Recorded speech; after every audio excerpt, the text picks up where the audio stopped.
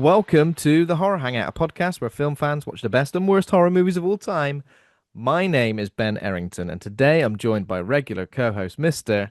Andy Conduit. And hello, Ben. How you doing? I'm doing good. My legs are not aching, which is a great start to this podcast. Plus, we're joined by a very special guest. Mal Jutley is a horror fan, Fright Fest regular, blogger and podcaster. Welcome to the show, Mal. Hello. Thanks for having me on. You're welcome. You're Thanks welcome. for joining us. Now I think of it, we should have all done this on those little walk-in pads that trendy office people get, shouldn't we? Yes. There was a screening, right, of this film with the walking pads. Yeah, I think you had to keep up with I think a certain miles per hour. Was it three you or had four? to Kate 3 the same as the film, I Yeah, guess. This film is stressful enough, let alone having to feel like you have to keep up as well. And also, I'd be humiliated when at the end of 2 hours I'm struggling, and these guys have been going for, is it 5 days in the end? Oh, that's kind of a spoiler, but 5 days of walking. I mean, I don't know. Sometimes You'd be sick of it, wouldn't you? I'd be absolutely sick. If you have one day of walking, I'm pretty much finished. If I go down a Primark, I'm done in by the time I've got around the other end. To be fair, though, I think there's a different atmosphere there. Like walking around a Primark is like training in Yeah. 100 times gravity, like Goku. Like you have to be absolutely done in by the end because it takes so much more energy to walk around one of those places. The temperature's always a little bit off. Feels like it's made of Yeah. kryptonite. yeah. So I know what you mean. So essentially, what's the longest walk you guys have ever done? Personal question, I know. Well, I'm getting straight to the crux of it. Do you know what the longest walk you ever done is? Uh, Good question. The most steps. There must have been a day where you've gone, I've absolutely nailed my steps. I did a oh, 40,000 step day once when I was in Hong Kong. We did a run in the morning, then walked around all day. And, and how did your legs feel? Did you get jelly legs? I was dead tired. I was dead tired. I think mine's like at a festival like Glastonbury or something where you're just on your feet yeah. all day, walking around like from the crack of dawn until the next crack of So the dawn. cracker Steve. From the crack of dawn to the crack of Steve. I don't know either of those people, but There you yeah. go. What? I think mine. So I've done a bit of running in my time. So maybe when I've done a half marathon, but when I was running rather than walking, right? And then after that, walking around London. Yeah, So that, but I can't think of like a walk thing. Walk to Brecon Beacons. That's a bit of a walk in it. that's quite a That's walk. away. Um, yeah. Not from where I live today, but while I was there, Do obviously. you reckon, yeah. Do you reckon you kept up the 3 mile an hour?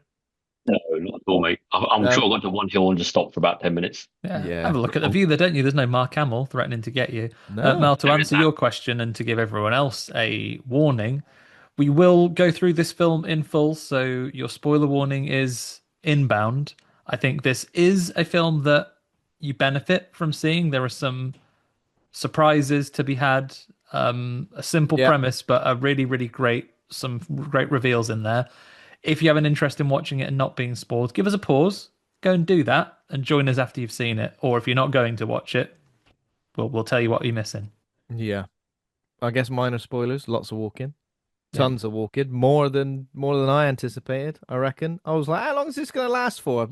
End of the day. I just kept thinking, end of the day, everyone will get tired. I need to go to bed.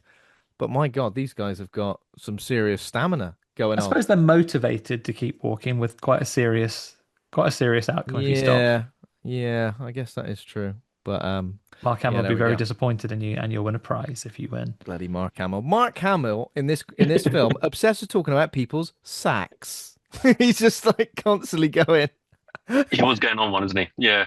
He's like, your sacks are heavy, and they're getting heavier with each passing moment. It's just like I feel like it was weird because I feel like from him, he was very like toxic masculinity, big balls, heavy sacks.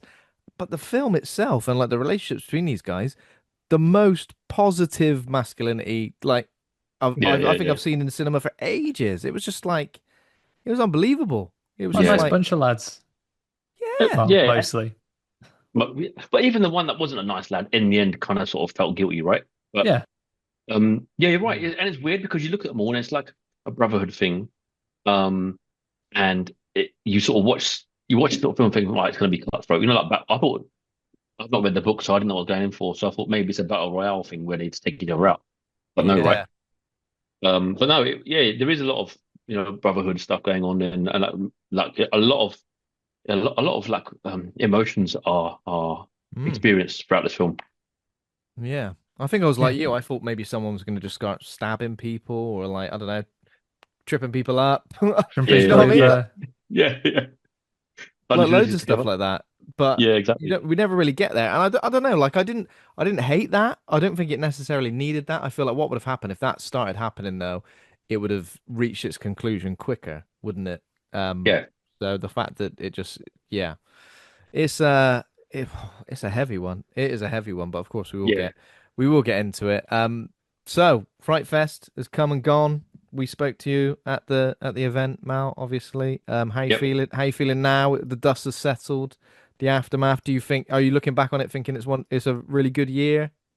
yeah. I mean, it's always a good year for me because I get to hang out and watch horror films for 5 days and hang out with some cool people. But I think film-wise, it was pretty solid. We were just talking before we started that I think everything was generally like I liked what I watched. There was nothing, bar a couple films.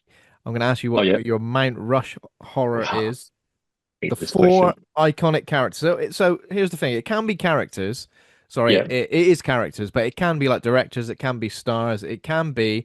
We've had like weapons. We've had monsters. Uh, Posters. We've had everything. we've had kind of we've kind of had everything from guests. So The Horror Hangout artists and engineers will make your dreams a reality, by which I mean Ben might put them onto an image. yeah, Um, I'll go with characters because I think it's easier to think about because yeah, I could be here forever with other stuff. no, And that even makes sense. characters, it's difficult, man. Like the obvious picks are gonna be like Jason, Mike Myers, Freddy, and Leatherface, right? But I'm thinking what's personal to me, Yeah. um, Regan from The Exorcist, because my favorite horror film. Okay.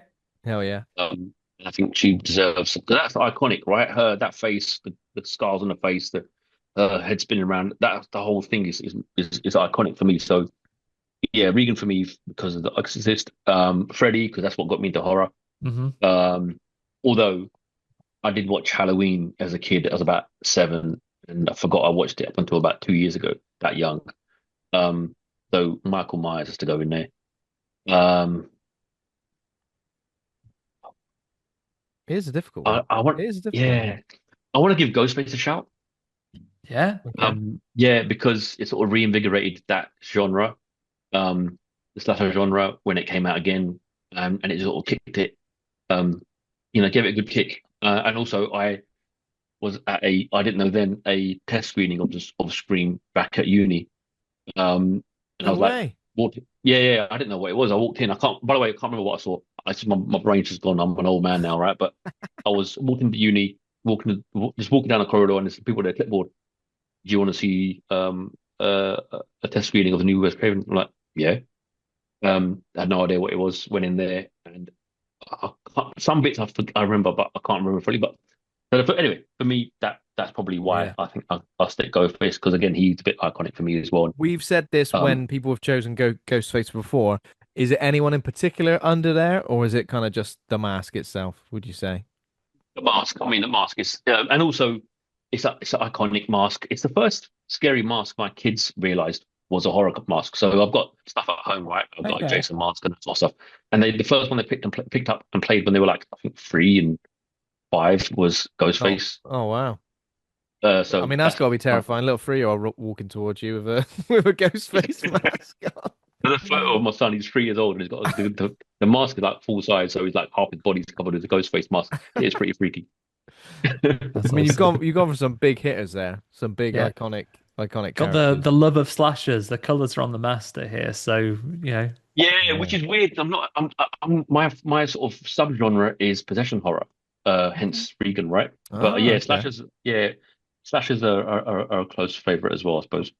Possession horror, I guess, is difficult to get like because you've obviously got The Exorcist, but then apart from that, that's obviously the big one.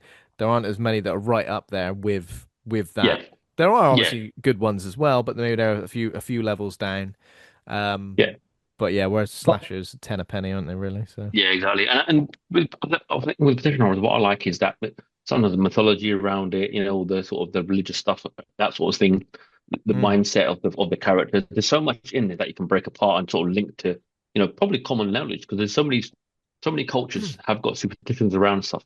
So then they can be playing on that and that can be a personal thing when people watch it. Mm.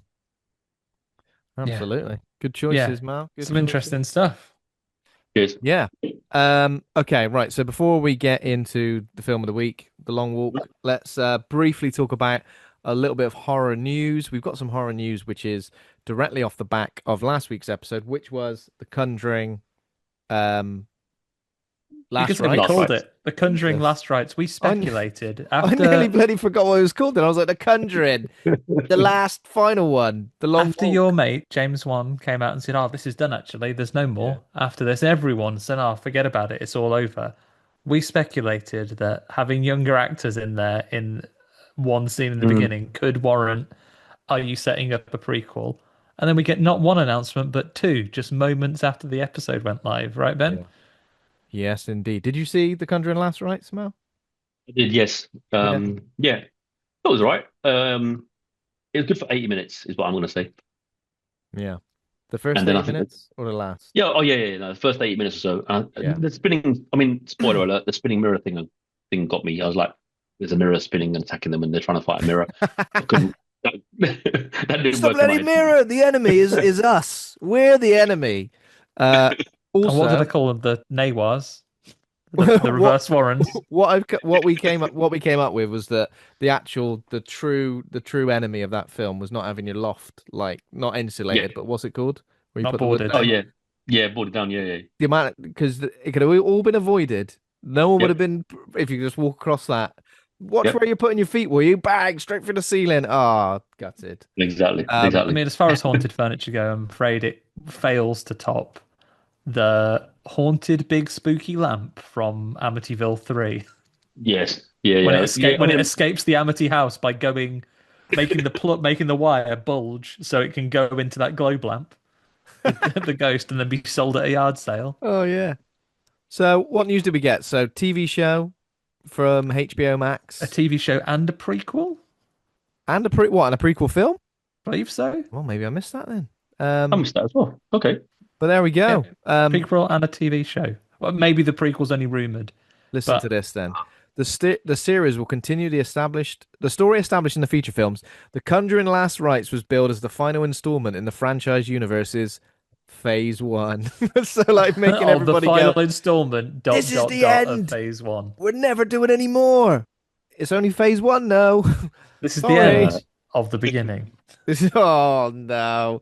So yeah, there's that, and I didn't see anything else about a film, so I don't know. Well, I'll find out about that. Rumors of a Conjuring prequel are Are definitely you making a abound, film, shall we Andy? Is that say? what's happening? You're making the Conjuring prequel.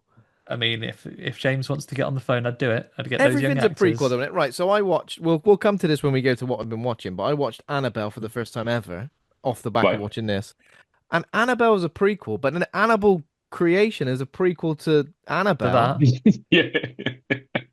I don't know if I'm coming I or going imagine if here. they, I imagine And if they do a prequel, it will be with those actors that were young, the Warrens, when they just Yeah. have a baby, between her being a baby and yeah, being six when they transition into being the because two they said actors they've we done know. they've had over 1,000 cases, haven't they? So they're Yeah. obviously like There's plenty of content to go with. Yeah.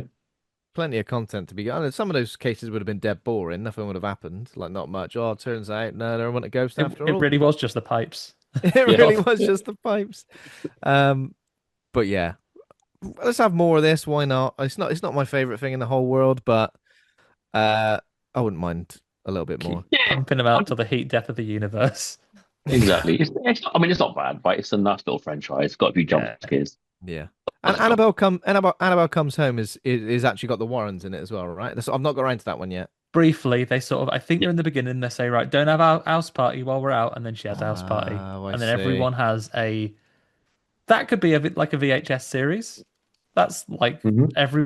each one of her friends at the party when Yeah. they go and mess around in the haunted room And gets haunted by a different item. at least this is like, you know what my problem was with the Nun.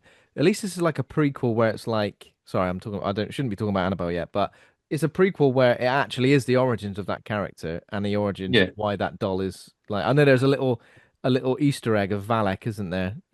Like yep. she looks like a little holographic Premier League football sticker stuck on a stuck on a picture. They like move it and they go, "Oh, she is in the background," and I'm like, "Oh yeah," and that's it. No, they don't come back to it. I'm like, "Oh, for God's sake!" Valak Uh, is like a shiny. Valak is like a shiny, yeah. It's And I shiny. guess Yeah. And I guess off the back of that, we've got news of Insidious 6 as well. So let me try and remember what I'm looking for. Lin So Shaye's down, isn't she? James Wan is the director of the original Insidious, right?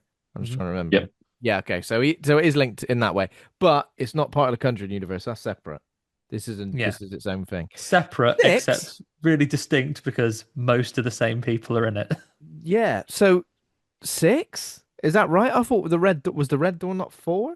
I don't know. It must have been 5. But Lin Shaye is back. She's been dead for like 3 Okay. of them, right? She gets strangled at the end of the first one, right? Jesus Christ.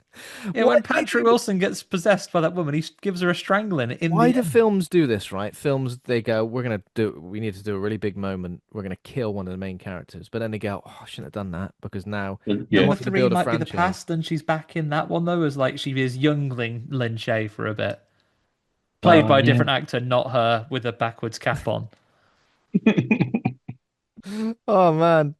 Yeah. Are you a fan of Insidious, though, Mal? Are you happy to see Yeah, it? I thought it was great. Yeah, yeah, yeah. Interviews are cool. All that sort of stuff. So that sort of whole universe.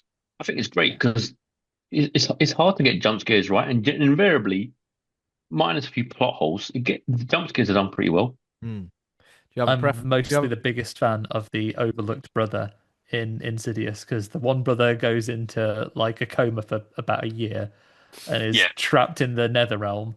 And the brother, like, just coming back with his spelling tests, he is like not affected by the hauntings at all, except for the fact it makes his parents utterly ignore him for the I got entire straight runtime of A's. the They go, film. we're not interested. Your son's stuck in the creepy place. Your brother's in the bloody nether realm, and you want me to care about your spellings? Put this on the fridge, will I? Well, there's plenty of room. None of his schoolwork's going up there. I don't care.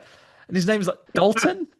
Yeah, yeah, I think Golden, that's yeah, yeah, right. yeah, Dalton, absolute legend. Yeah. Let's have a little bit more of Insidious. Why not? Why not? I'm not Why sick of not? it. Yeah. And then also talking about more of stuff that we've already had lots of, but let's give us some more. So apparently A24 have now got the rights to Texas Chainsaw Massacre, um, which is Mm. interesting, if nothing, because it's like, oh, okay, wow, you looked a little bit unsure. Let's focus It's in enough. on that right now. It's so A24 are cool, right? They'll make a film and there'll be some cool actors that look very, very cool and getting stabbed up and stuff. But they've tried remaking Texas Chainsaw, and every time it's just been like, okay, Mm, you tried. And I just don't. I don't know if the A24 are gonna do a good job. That's all. I don't know. yeah. Optimistic, but it's one of them films where it was iconic for what it was, the whole minimalist stuff of what you saw original film versus what you didn't see and that sort of stuff. And I think you're gonna get a film where they try to make a film where it's a bit more horror-y, shall we say, Mhm. where the horror is not horror is what a lot of what you don't see, right? So I Yeah. don't know. Let's see what A24 do. I mean, they got a goodish track record with horror, I think. Yeah. Have they All that have said, agreed and totally agreeing with. I still don't hate the early 2000s remake. Is that Jessica Biel, or am I putting her in from wrong turn? She was a wrong turn. she was in 2000. I don't know if it was the beginning one. I think she was in 2003 or the beginning one. I'm gonna go on record as well and say I don't hate those films. Yeah. Okay. Strangely, I don't hate them. no. But then Um, I guess the 2022 one was a bit difficult because they did the thing where they're like, Leatherface, he hasn't been doing anything for 50 years. He's just been chilling. And And the now, kids yeah, always being on yeah, their phone is what's going to set him off. yeah.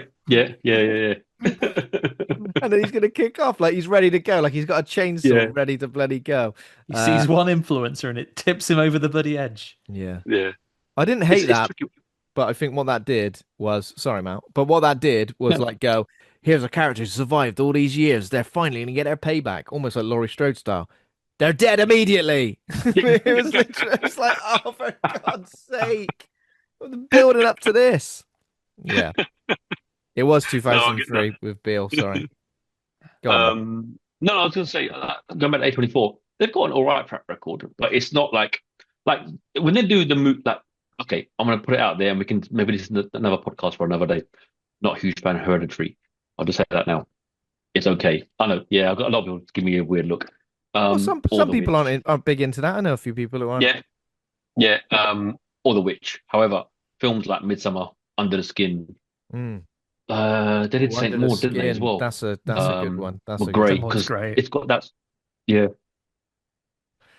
Have A24 ever like So tackled they're okay with some of the stuff. They did what was the other one millennium? No, what was it? Bodies, Bodies, Bodies.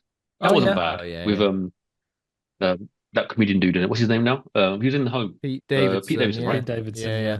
Yeah, and they've got they've got the sort of the T West X Pearl sort of trilogy Yeah. down. So I'm talking them up now. Yeah, I'll give them props. Maybe they'll Have do all they right with it. I don't ever know. though? Have they ever like taken on a major franchise? And I guess they haven't, have they? Because I was trying to think. Uh, I don't think they think have. I about it. think most of their stuff has either been like original Yeah, or They've definitely got a good record with originals. I mean, yeah, I'm willing to give them some rope on this one and see what they do with it, but they are yeah, facing the greatest evil of all yeah. all our nightmares. That's right, Ben. Corporate synergy.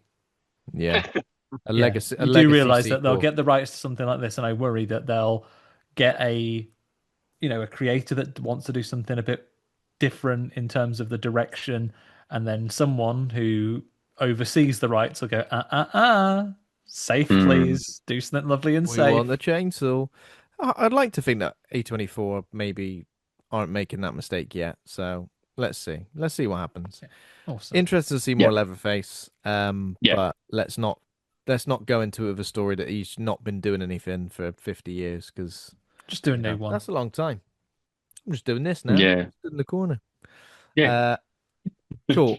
That's all I got for news. We got any other news we need to think I'll about, drop Andy? you one more bit of news, Ben. We couldn't be there Thank you. live, but independent horror film news. The R.I.P. Man. We've done a couple of interviews with some of the Yes. cast. You'll have seen me in the past in the feed talking to Owen Llewellyn and Megan Adara, who are both in the movie.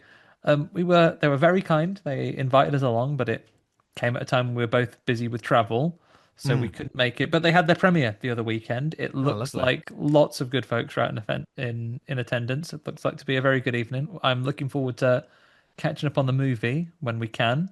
See what the Mm. R.I.P. man's up to. Not being able to grow his own teeth, so pulling other people's out to get Oh, a set, I that's what guess. he does, is it? That's what he does. He's got a no Well, teeth disease, like that little boy from All right. Stranger Things. Except instead of becoming a little wisecracker, he does horrible murders because of it. Ah, he's got the no teeth disease. Oh, are we also supposed to mention? So we haven't actually covered this yet, but I think it's on the slate for something we're going to be doing a small review of. But Rabbit Trap's out now as well, isn't it? Rabbit Trap now Oh. in UK cinemas. Yeah, I have you seen it as well, Ben? Not Not yet. yet, not yet, but I will. I think I didn't know much about it until I suddenly was researching it today, and I was like, oh, Staring okay, down the barrel of a film this that's sounds out. great. With it Yeah, so being out, we can assume the embargo is lifted and we could pivot straight into what we've been watching. I enjoyed Rabbit Trap a great deal. good I work, good think work. lots of what's the word? I don't want to say folk horror, but lots of kind of like, the sort of fae type horror, the ancient creatures of the forest, sometimes can be a little bit slow paced for my personal tastes when it comes to horror, or maybe a little bit ambiguous, and absolute smartass that I am will be like, I would simply not care about the mystical power of nature and escape. But this really, really effective, really plays into the like unspoken desires of the characters.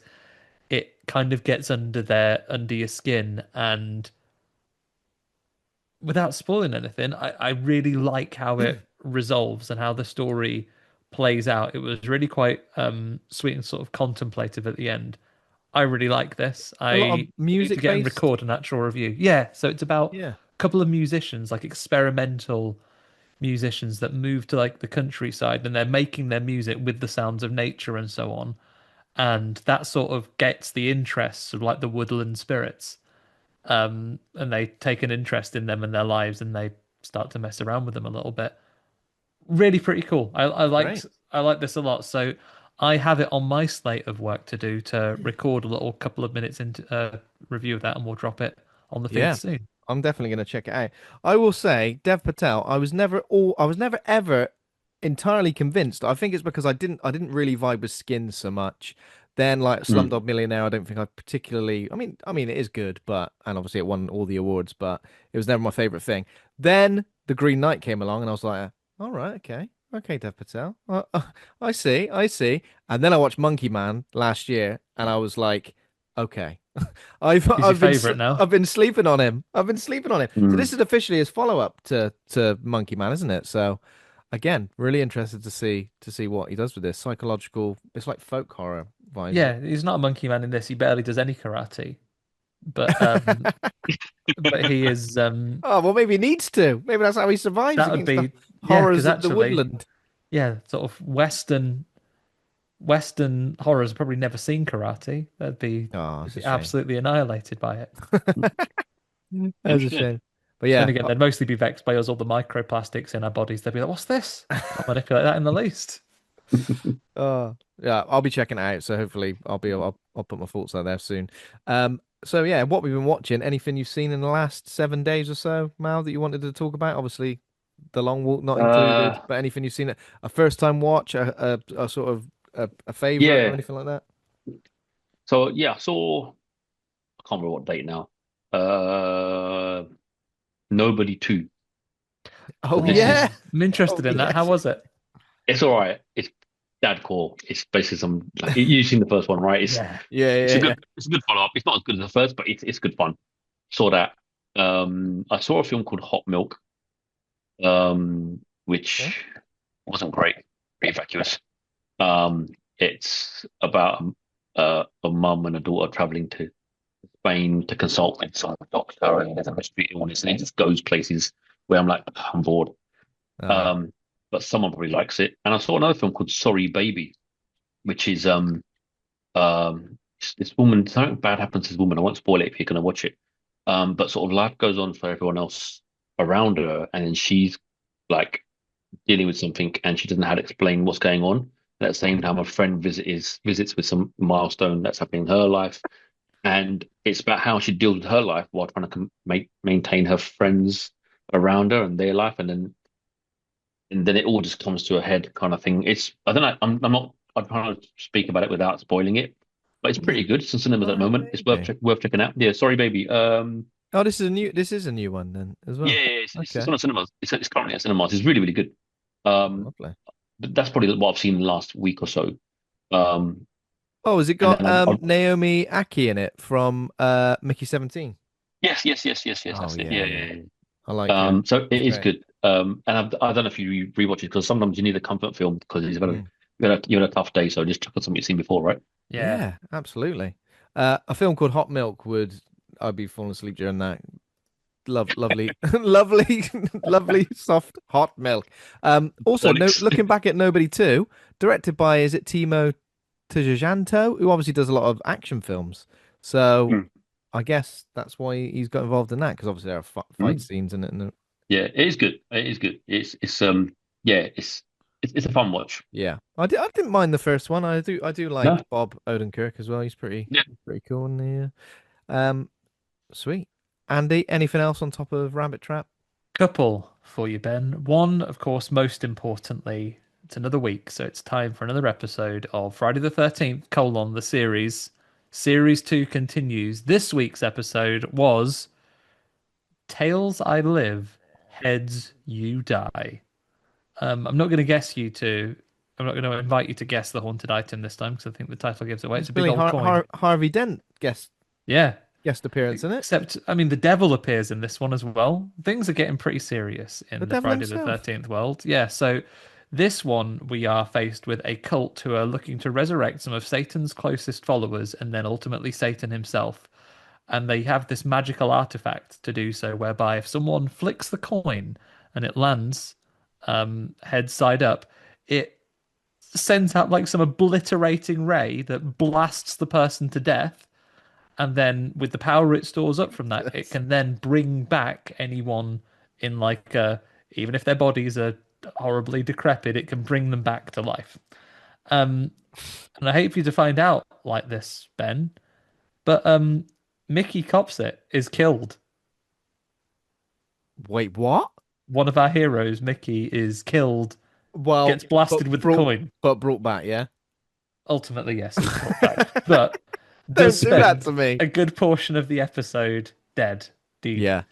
Um, they God. thankfully use the television trickery to they stage so Jack and Ryan stage like having a big fight where like he goes, "You bastard, you let her die," and he goes, "I loved her too," and they have a big hug. But that was all for a show, so the people watching them would think they were falling apart. They steal Mickey's body from the morgue.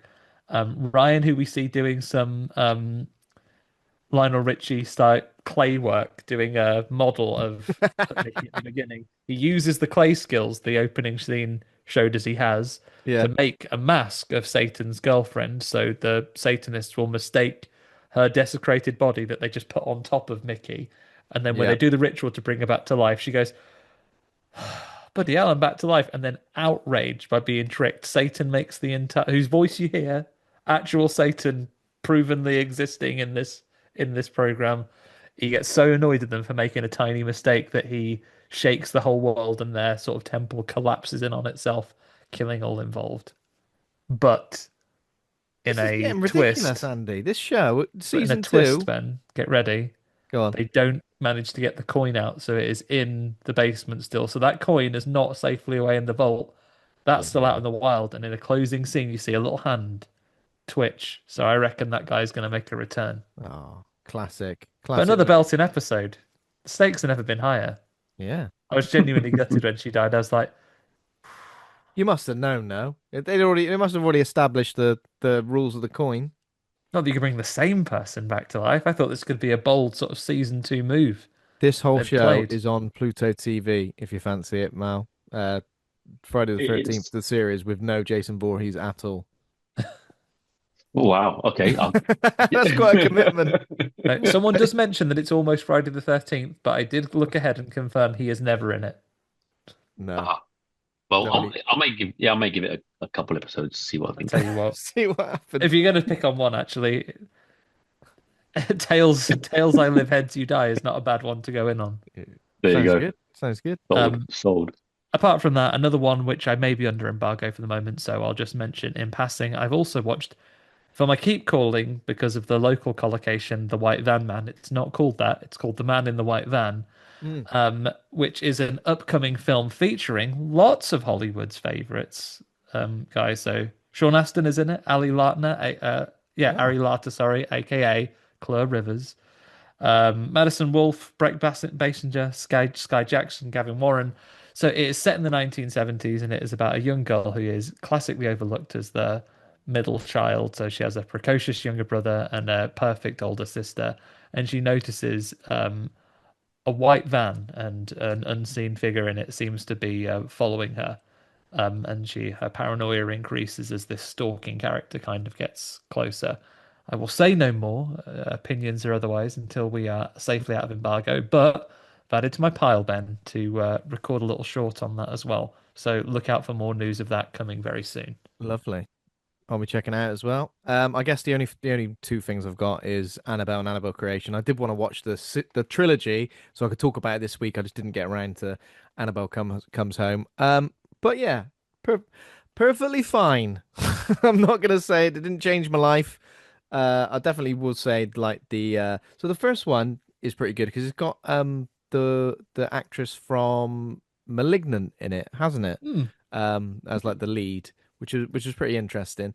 Also, that Annabelle doll in the first one looks pretty nice. Oh, it's a lovely doll. That is. Get that up on the shelf. Yeah. In bloody Annabelle creation, when Annabelle was created, Annabelle looks horrific. No one could look at that doll and go, "That's a lovely looking doll. Get it on the shelf."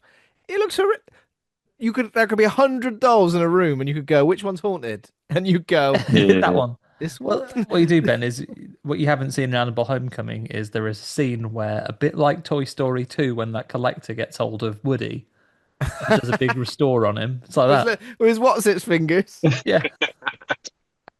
Paints her eye in. Makes her look Yeah, lovely. makes it look lovely. Yeah. But yeah, I mean, it's. it's fine in it, and How I'm are your looking. gaps in your Conjuring universe? Have you ever seen the Curse of La Llorona? Not that That's one, the next one. not the So acclaimed one, but the I other need to one. do Comes Home and La Llorona, and then I'm complete, I believe. We can La see what it's Llorona about. has a priest in it who is the biggest lad. He's the Yeah. Is it? he's absolute legend. The priest in that. Oh, I'm definitely gonna watch it now. If he was coming to your school to give you a talk, he'd flip the chair round and he'd drop some truths on you. Is it like because it's almost like people forget that that's part of the Conjuring universe, right? People never usually mention it, No. but it's like the Yeah. problem child of Because the there is a Conjuring Spanish universe. language one which is super highly acclaimed, right? As well. Yeah, there is. Yeah, and Oh, I saw the wrong one. not related. Oh no, The I I thought think right. I'm I watching the mean, wrong one. Everyone loves yeah, this film. yeah. Oh, it reminds me. At what point did you notice? Just When they're speaking Spanish, I suppose. oh right. And I thought, well, I'm in now. But then luckily, I saw the right one, but the wrong one, but the right one. If that makes sense. So I was Yeah, like, yeah, okay, yeah. this is the good one. Yeah. I Stuck with went. it. I went into a cinema in Denmark to watch Babylon. I don't know if I told you this before, Andy. And when I got there and we started watching it, we're like, oh no, we're running late.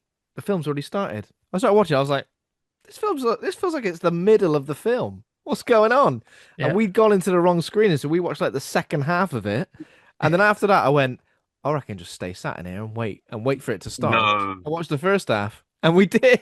So I watched it backwards, watched the second half, followed by They're, the first half. they're And then cleaning around you, and they're like, don't say anything, just don't foreigners. say anything. Yeah, they're foreigners, these guys. That's what That's how they watch films over there. that's how we watch films in the UK. Just stay Yeah. until the next one. But yeah, that was pretty. And then when it got to the bit where we'd already seen it, we went, "Let's go now. See you later." Um, What a time! What a strange way to enjoy a movie. yeah, it was like a really rainy day, and we were just like, "There's literally nothing else to do." So yeah, um, but that's all I got down for what we've been watching, Film of the week. apart from the old film of the week, which is The Long Walk, a 2025 American dystopian survival thriller in brackets horror. Let's put it in Yeah, there. it's got to be Film in there. directed by Francis Lawrence. It's based on the 1979 novel of the same name by Stephen King under a pseudonym Richard Bachman. It stars Cooper Hoffman, David Jonsson, Garrett Wareing, Tut Nyuot, Charlie Plummer, Ben Wang, loads of people. Mark Hamill as well. Judy Greer. Don't forget Judy Greer. Sorry, Judy. Yep. Um, yeah. A group of teenage boys compete in an annual contest known as the Long Walk, where they must maintain a certain walking speed or get shot. I love how that's just in the synopsis. It's like could be like maintain a certain walking speed or else, but they're like, Yeah, or they're get less direct about shot. that in the film. They go, "Oh, you'll get your ticket punched," and they go, Yeah, "Okay." you get your ticket punched if you haven't got big heavy sacks. Um, okay, so what we got? 7.5 out of 10 on IMDb, 90% audience score on Rotten Tomatoes, 85% critic score, Letterboxd 3.7 out of 5. Some choice reviews on Letterboxd. Zoe Rose Bryant says, spent the entire 2 hours alternating between being choked up or outright bawling. 5 stars. Jay says, a friendly reminder to never skip leg day or suffer the consequences. 3.5 stars. That's true. You get the old jelly legs. Mo says, no one wore the right shoes for this. I noticed someone had Converse on. I don't know if you Yeah. ever worn No, Converse. Jesus, when you've been wearing them for ages and they start to like wear away at the heel and your foot like starts to just like poke out. My God, that would have happened. Um, and then Beck says, would you guys find it funny if I said this film had really good pacing? 4 stars. I would find it funny, Bex. I Well would find done. it funny. Well done, Beck. Yeah. There we go. So this film, I think the reviews have been coming out as pretty good. Yeah. I'm guessing everybody feeling pretty positive about it. I'm Yeah. feeling pretty positive, and I mean, lots of standout performances, but David Johnson's going to be one of the all-timers, right? I've seen him in two things, and he's incredible in both. Yeah, Yeah. he's got a good set of films under his belt already, right? Oh yeah, Um, he's in Rye Lane as well, isn't he? yeah, yeah, he's in Ryan Yeah, Lane, of course. Alien, the new Alien, He's the best thing in Alien Romulus, in my opinion. yeah, That's quite um, different roles that he's done, isn't it? mm, And sort He's of been a robot, a knocks out of the normal park. man. Peter McVries. Yeah, and I've seen obviously, sorry, go on, man. I'm seeing him in a film at another film festival called Waste Man. He's in that as well. So I'm seeing that in a couple of weeks, which is his Ah, that's new, next isn't it? film. Yeah, Yeah, that's down as his like next film. yeah. So I've got that in about a month actually. I'm Oh, seeing lovely it. stuff, Nice. mate. And Yeah, he's got cool. quite a So history on stage as well. He sort of has the kind of, it's hard to put into words, but he's kind of has that presence and like the emotional range that you see when you get someone who's phenomenal on stage, right? Who mm, could deliver something without the effects and everything else going on around him. Like, yeah, I think a really solid, like emotional delivery. yeah. Mm. And he can carry like a film or at least have the focus on him, and he's comfortable doing that. We saw that in Ryan Lane as well, right? And obviously we're going to talk about it in Long Walk. So yeah, this guy's on a bit of a hot streak. Yeah. Yeah, I mean, and loads of people are great in this film. Oh yeah, yeah. There are some people who aren't in it for very long who I Mm, think are brilliant. mm, But yeah, you yeah, kind of want to spend more time with certain characters, or you are kind of like gutted when they do get their ticket punched. I think Cooper Hoffman, obviously Philip Seymour Hoffman's son, is great as yeah, well. I've seen Licorice Pizza with him, um, right. what which did I he think like. of it? What do I think of Licorice Pizza? No, what did he? You said he saw it with him. It's all right. It's fine. Me and Cooper Hoffman watched it. I went, Who's this guy in this? He's great." And Cooper Hoffman agreed. Um, yeah, I mean, he's great. He's like the solid main character, isn't he? But I feel like he thrives based on like the way everybody else kind of like supports him, both Yeah, literally and figuratively as well. Come on, yeah. mate, don't trip over. It's fine. You'll be fine. Just take your Mm, shoes off. Just take your bloody shoes off. But yeah, I think the like ensemble cast is great. I think Mark Hamill might be slightly disappointing because I don't know what's like in the book, but like I thought maybe we'll find out a bit more about him as time went on, and maybe we'll mm, see a bit of weakness from him, or maybe like see someone else. He's almost like just he feels like he's reading off of a script, his character. I mean, I know he is Mark Hamill reading from a script, but like, you know what I mean? Like, he never yeah. really lets his guard down in any way, which is why when we get to the finale, and obviously we are going to be spoiling the whole film, but does that even happen? Is that real? Is I'm kind of wanting to go away and read the book of this now. I think one of the things I can say Mm, before we go into anything else, the thing that this has inspired me to want to do is, oh my goodness, I need to pick up this Yeah, story yeah. and read it because like I did Mark the Hamill, same. I like his performance in this because it does feel very much like this is a character who has like a public persona that he is. You can imagine the things that he says and he shouts to the people Yeah. and the boys when he comes and sees them various points in the film. These are things that he's rehearsed in the mirror at home. He is this like military leader who appears to be like the focal point of the entire country from everything that everyone says, right? It seems Mm, weird that lots of our characters have met him face to face or know him quite intimately, but he Yeah. appears to be the supreme commander of the country. Yeah. Feels Where, like that, and innit? mate, I don't know if the book has this, but it appears that in the setting of this film, there has been some kind of military coup. There's been a war, we assume a yeah. civil war, right? And then the country is left fairly impoverished, and the people who are now in charge of the government are the military. Mm, yeah. And I like the way I interpret his character was almost like insignificant, right? Mm. So like, yes, he's controlling everything, but like most leaders that run this sort of, you know, dystopian style of country, they're all it's about them, their insecurities and their ego and that sort of Hmm. thing. And so yes, he's this all powerful being, but it's almost like, well, yeah, but you're nothing really because like we're going to spoil the ending. What happens at the end is like, well, there you go. Mm. You're nothing. And I think Yeah. I like the way he wasn't on screen much, but had that Mm. aura that all right, this guy's like a I don't know a crazy sort of leader that would Yeah. stop at nothing, Like but a it like wasn't a about him.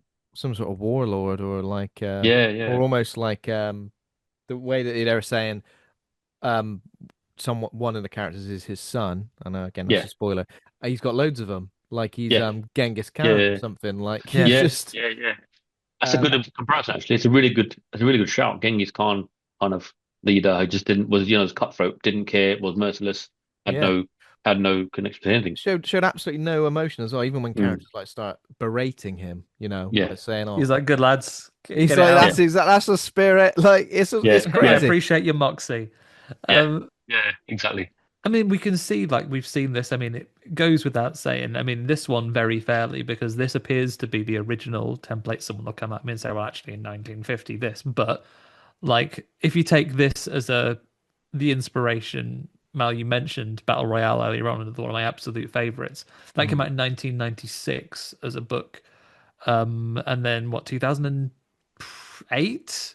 The Hunger Games? I don't know what year that is. Is that the book or the From that, film? yeah. Same But, director as well, Francis Lawrence. Did you know oh, that?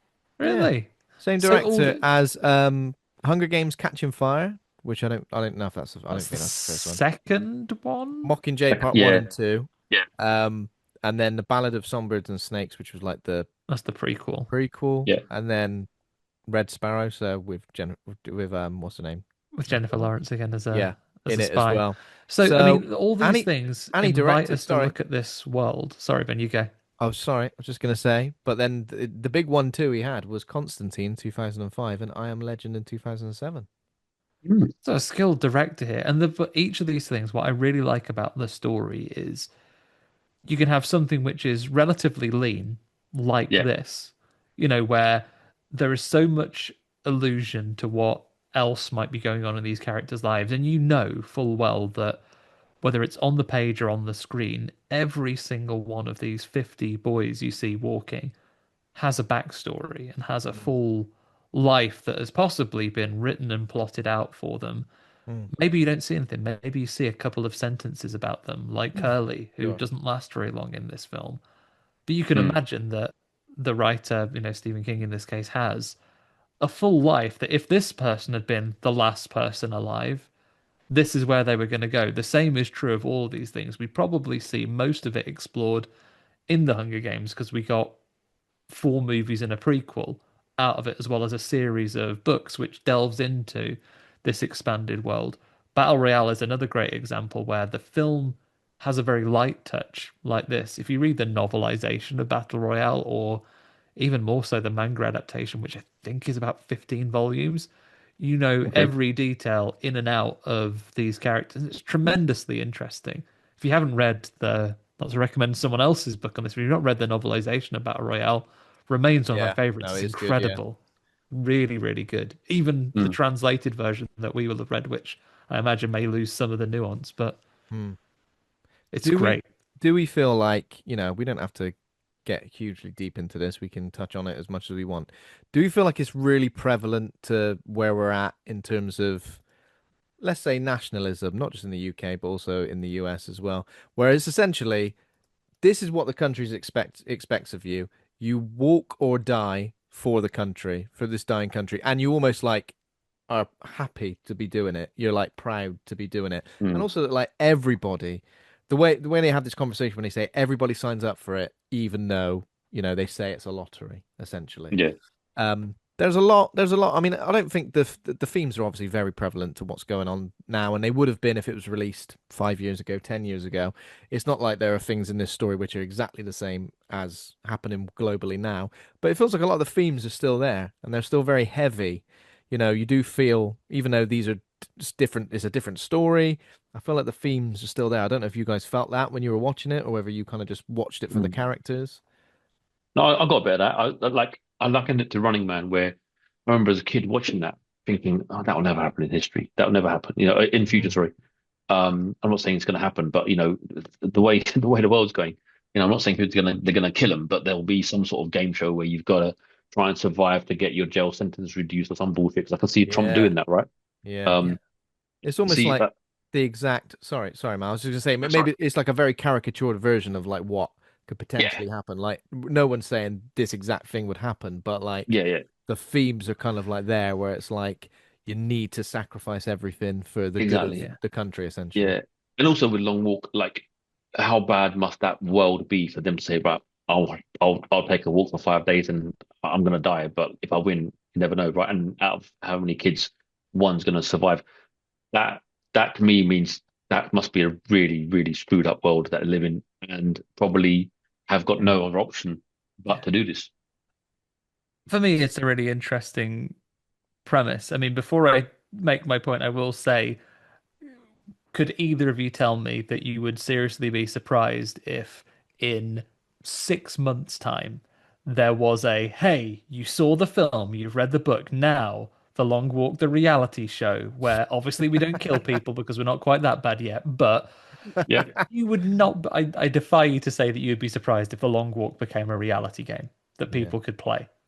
yeah, 100%. I mean, look The at Squid Traitors, Game right? series is, and Yeah, that's yeah, mad. exactly. Squid Games, yeah, yeah. Squid Games, another one. I And like the Squid Games Squid is, Game reality yeah, show. Yeah, it's good. yeah. I'm glad that bloke went out though, piece of work. That big bully in the beginning. But But even Squid Games, I mean, it's borderline sort of battle royale type, yeah, sort of survival. And I'm looking at thinking there'll be a day where, like prisoners on death row go for it, and then one of you won't die, basically, Mm. right? Yeah. like with many And of people these would tune in, things, wouldn't they? That's the thing. yeah, people would Yeah. watch it and people would participate. And I think a lot's to be said here. With this, the other examples here, there are questions of social mobility and creating a conflict and a sense of hope where they do not want to give one. If you Yeah. imagine in this one, in the instance of the long walk, they offer someone the ability to have a phenomenal amount of money and to get basically a wish granted. So it shows that the government in this film is not without resources. They're also Mm, able to stage a military control of the entire country. mm, So people are doing these things. You see farmland, you see businesses. There is no lack of mm. means of production. You Yeah. just see that there is a great disparity in poverty in the world between people that are Mm, in regular yeah. society and people who are in the ruling classes. The same is true of the Running Man. The same is true of I think you people. It's about an overseeing ruling class or organization creating the idea of you can escape your life not by rising up against us and by overthrowing us and replacing us, but if you work really hard and maybe you'll be the one special person that wins this Mm, competition, be it the Running yeah. Man, be it winning the long walk, Mm, be it Battle Royale slightly different. It's a social control experiment to make people yeah. live under fear, but the same. It's Yeah. about a ruling class which manage through fear or through legitimizing the way out. And I think you hear the characters in this film talk about this.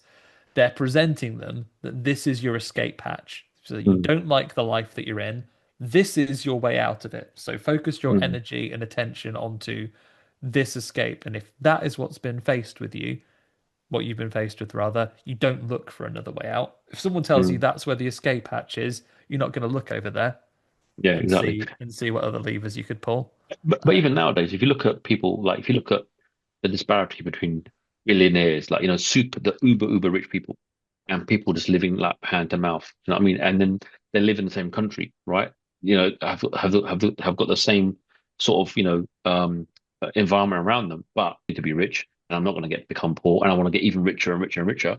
And I'll make sure you stay poor because I need people like you to be poor, so I can continue to be rich. And the likes of Amazon and those sort of guys who have these 0 hour contracts. It's cool in this podcast, but have the 0 hour contracts and working conditions we hear about, and we know what Elon Musk is all about. I'm sitting there thinking to myself, this is a good mirror, and obviously it was written a long time ago. A good mirror on that disparity in society where the ruling class. We don't know what Mark Hamill's character is like. He could be living in like Trump, right? Gold towers somewhere. But he's a military man on screen. But again, it could be like, well, I'm going to stay rich and powerful, and I'm going to control you guys because I need you to be poor, and your enemy is the other dude trying to nick your bread, not me. Mm. hmm Exactly. And I tell you what, you could buy a lottery ticket if you like, and if you're lucky, Exactly. then Yeah. if There we you get go. if you enter the lottery and you get chosen, and then you also prove you're the best by working really hard and you want it more than these other people, Mm. then you, my friend, will get whatever you want, How Yeah, and often do yeah. people you'll get say out of that as this. well, like in real life? Like, how many people do you know when they like complaining about their job or something, and you're like trying to give them advice, and they go, "Ah, well, you never know. Maybe I'll win the lottery next week." It's almost like Yeah. that. Those are the things that people come down to, like their happiness and their actual being able to thrive in their Mm. lives are just like whittled down to that, like the old, the old national lottery. And But it's a yeah, Exactly. it's a thriller like this book written in, I mean, it was relevant in 1979. It was relevant when it was finally published. It was relevant today. It's relevant today, and I imagine if you go further back, it was relevant beforehand as well. Mm. Relevant Yeah, in the, you know, It's the interesting to the think that beauty. like it may have the book has probably inspired the Hunger Games, which obviously Francis Lawrence directed. I know he didn't write the books, and then he's come full circle to like actually be directing this film as well. That's quite an interesting story. But Mm. obviously, the things about disparity in society are obviously very prevalent. I think there's a lot to be said about masculinity in this film as well. And I've already mentioned it previously. Yeah, But most of these characters, despite going through some sort of dystopia, civil war, something like that, most of them have got their heads screwed on. Usually Stephen King likes throwing a couple of psychopaths in there. I think we've maybe got one person who we'd maybe call like the bad guy in a way, but even them, even they have like are quite complex in terms of that. mm. But like this thing about brotherhood and this like living moment to moment and like those connections you make with people along the way. You could be chatting to someone for 10 minutes or 10 hours, and in a way, like sometimes do you ever feel like that when you chat to someone for a while and you're like, I'll probably never see that person again, but like if Yeah, that person was in my life forever, they'd probably be like one of my best friends. It's just like yeah, it's crazy. But I thought this promotes such a positive, despite the fact of the quite horrible backdrop upon it, it promotes quite a positive thing that even in this sense of here's a military force that are forcing you to do something and making you kind of like fight amongst yourselves for freedom, essentially, you're still able to make those connections and almost like respect people and help people and become that shoulder for people to lean on and sort of like and cry on, when they're trying mm. to survive. Like when these characters, like I think it goes to show a lot about how you are as a person. When you see these characters first start to help each other, whether you go, nah, leave him, let him go, let him die, Yeah, or whether you go, like, what would you do? Like, there's a bit when they say, like this, when obviously one of the characters gets shot early on, and they say, I was hoping that part would become easier, and then yeah, Cooper says, or whatever his actual character's name is, sorry, Ray, isn't it? Says, that's what I'm worried about. I'm worried mm. about that becoming easier. And that's it. Mm. Like every time someone gets shot, it has a big impact. I guess like maybe when there's the nighttime scene and they're all trying to get up the hill, that's a bit more that's the only moment where people get killed in quite quick succession. So it's Yeah, difficult to kind of like take stock of who's but even then you're worried about your favorite character, You're worried like, oh, I hope that person didn't die last night. And then you see him, you're like, oh, mm. thank God.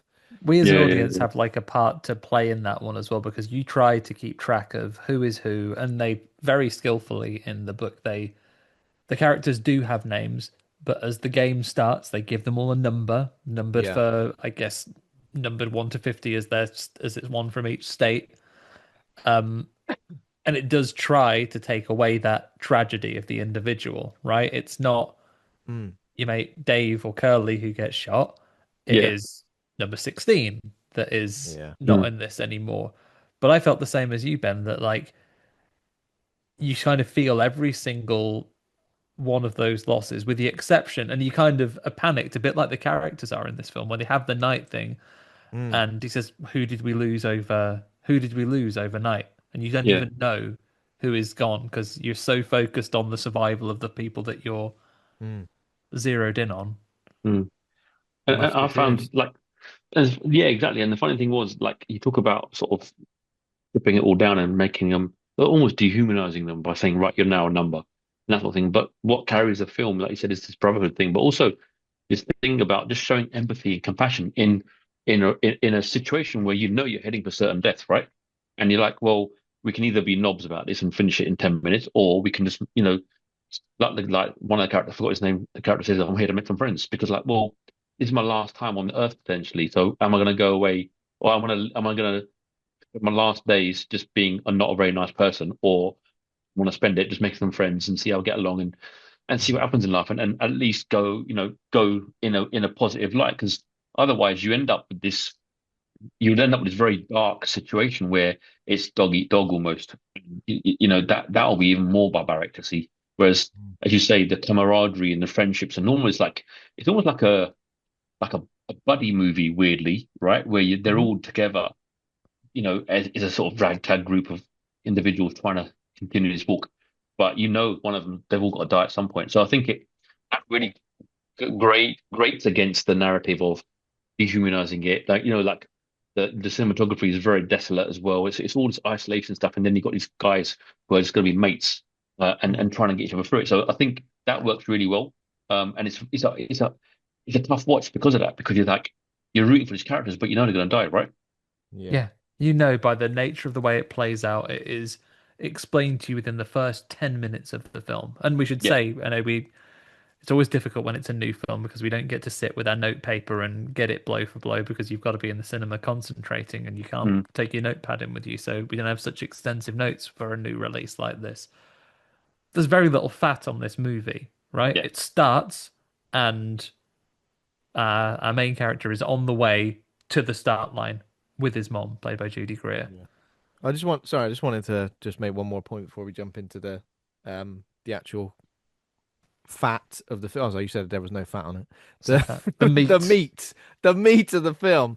Like when you said about like like empathy and like that brotherhood Mm, thing, and like it's almost like it is. This walk is just a metaphor for life, essentially. And that sounds a bit yeah. crazy, but you can either spend your life on your own, looking out for Yeah. yourself, not caring about anybody else, and it's going to be a pretty lonely, miserable existence. Or we're all on the march towards death. Yeah. Sorry to break it to everyone, but we're all, Yeah. the long walk is just us making our way from sort of like A to B, Yeah. Yeah.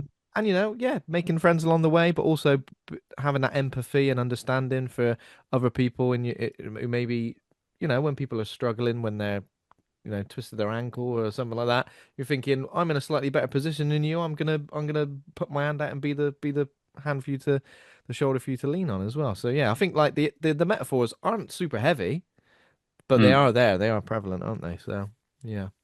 Um. Okay, but yeah, as you said about with the plot where we start with everybody arriving, and of course we saw this at Fright Fest as well. But every character, I didn't realize that necessarily straight away. I kept thinking, we'll get into this. I kept thinking that was going to be, the way you could kind of like gesture for the soldier to replace your rations. I kept thinking, soldier gets close, you could. mm. I kept make the most of that, but along a preset route, while a squad of soldiers escort them, like I guess ahead and behind. I So guess you like can't escape so effectively you because if you can't run off the Yeah. escape. Yeah. road, they'll just shoot you. Did you keep thinking though? I kept thinking, I'd jump in the river there. Straight in the river. Wait for a corner and then just dip round. Yeah, Well, yeah, just yeah. dip out when it's dark, you know? Yeah, exactly. Dip out when it's dark. Just like there's a bush or something, just like see you later. So any walker who falls below 3 miles per hour for 10 seconds. Initially, this sounded really simple, didn't it? You get like 3 warnings. But as time went on and more people were getting Mm, warnings, I'd be like, I wouldn't know what I was on. I wouldn't know yeah. what warning I was on. I'd be like, oh my God, I'm gonna die.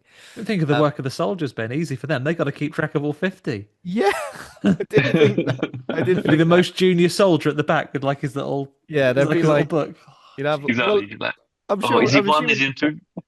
those little watches have got to be like linked to some sort of app. I don't know. So you get given a verbal warning when you fall below it. If you and then you can get in 10 seconds you have to make it up.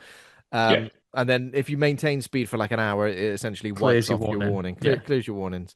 Um, and then if you obviously do get the free warnings and you fall below speed again, you get shot and killed by the soldiers. Sorry. Then the walk ends when there's one survivor left who receives a cash prize and can have one wish fulfilled. That's very nice, isn't it? Um, so yeah, in terms of like the main characters, obviously Raymond Ray Garrity um, is the guy we mentioned with his mum, and then David Johnson's Peter McVries. Uh, Garrett Wareing is Billy Stebbins. He's kind of Yeah. like he's the one that they say he's absolutely ripped to the bone. He's got no body fat. He's gonna kick all of our asses. I feel like you'd want a bit Mm. of fat on you, wouldn't you? To the reserves. You'd want Yeah. the reserves Energy. Yeah. Yeah. to Yeah. burn through. Tut Nyuot is Arthur Baker, Charlie Plummer, Gary Barkovich, Ben Wang is Hank Olson, and then obviously we've got. We'll mention some other characters as we talk about Mm. them, Yeah, but there's those are 50 of kind of them. Be like here all night. you'll be here all night, yeah, because there were a few when you think, who's that? I've never seen him before. Yeah. There are a few of those. Um, so yeah, that you essentially arrive, you all get your number, you all get the dog tags, and then you're set off. You get a lovely pep talk from the major as well, Yeah. who talks about your scrotum. a who's lot. positioned like a celebrity, right? They always say, "Oh, the major is going to be here, and this is what the major is going to be. Yeah, yeah. This is It, what he it would. believes, and this is his like creed, and this is his like teachings that he runs the country by." So, Mm.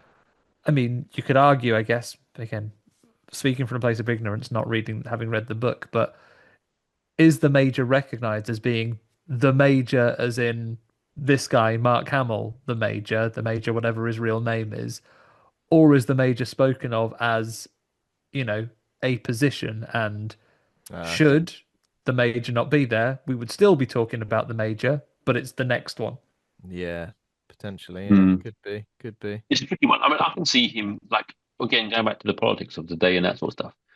You can almost sort of the way you sort of see these like larger than life leaders now. I'm talking like Trump or Elon Musk or even those sort of guys. You could almost imagine someone like that, like a character or a like celeb or somebody who's got a bit of social media following, a bit of money, and isn't doesn't take life too seriously, being that character and sort of saying, well, I own the world, therefore I'm gonna do what I want. Like Trump said, didn't he? Because I could walk down New York and kill somebody and no one, and people still vote for me, Yeah, right? So it's and it's people quite would. chilling. Yeah, yeah, it's quite chilling that I'm not saying this is going to happen, and look, God forbid, but we're even the fact that we're even slightly sort of leaning towards that is scary in itself. It's like the cult of personality, isn't it? Like sorry to Mhm. quote Living Color, but it is definitely like that Never where apologize for that, Ben. Never ever. yeah. But it's exactly like that, isn't it? And it is one of those things where, the more and more we watch these like dystopian stories, I think maybe it comes with getting older as well. When you become like more and more aware of everything that's going on in Mm, the world, you do sort of go, this is definitely fiction, but it's not. It's a stone's throw away from something that could very much To be be honest, fact. like it's sometimes a dangerous game. They release these things. He goes, "No, it wasn't meant that you'd copy it, you bloody idiots. So you exactly, don't do exactly. that. Like, Yeah, yeah, yeah. stop copying these terrible things. I know you liked Yeah. them, Yeah, but yeah, just avoid the actual world being like that if you could."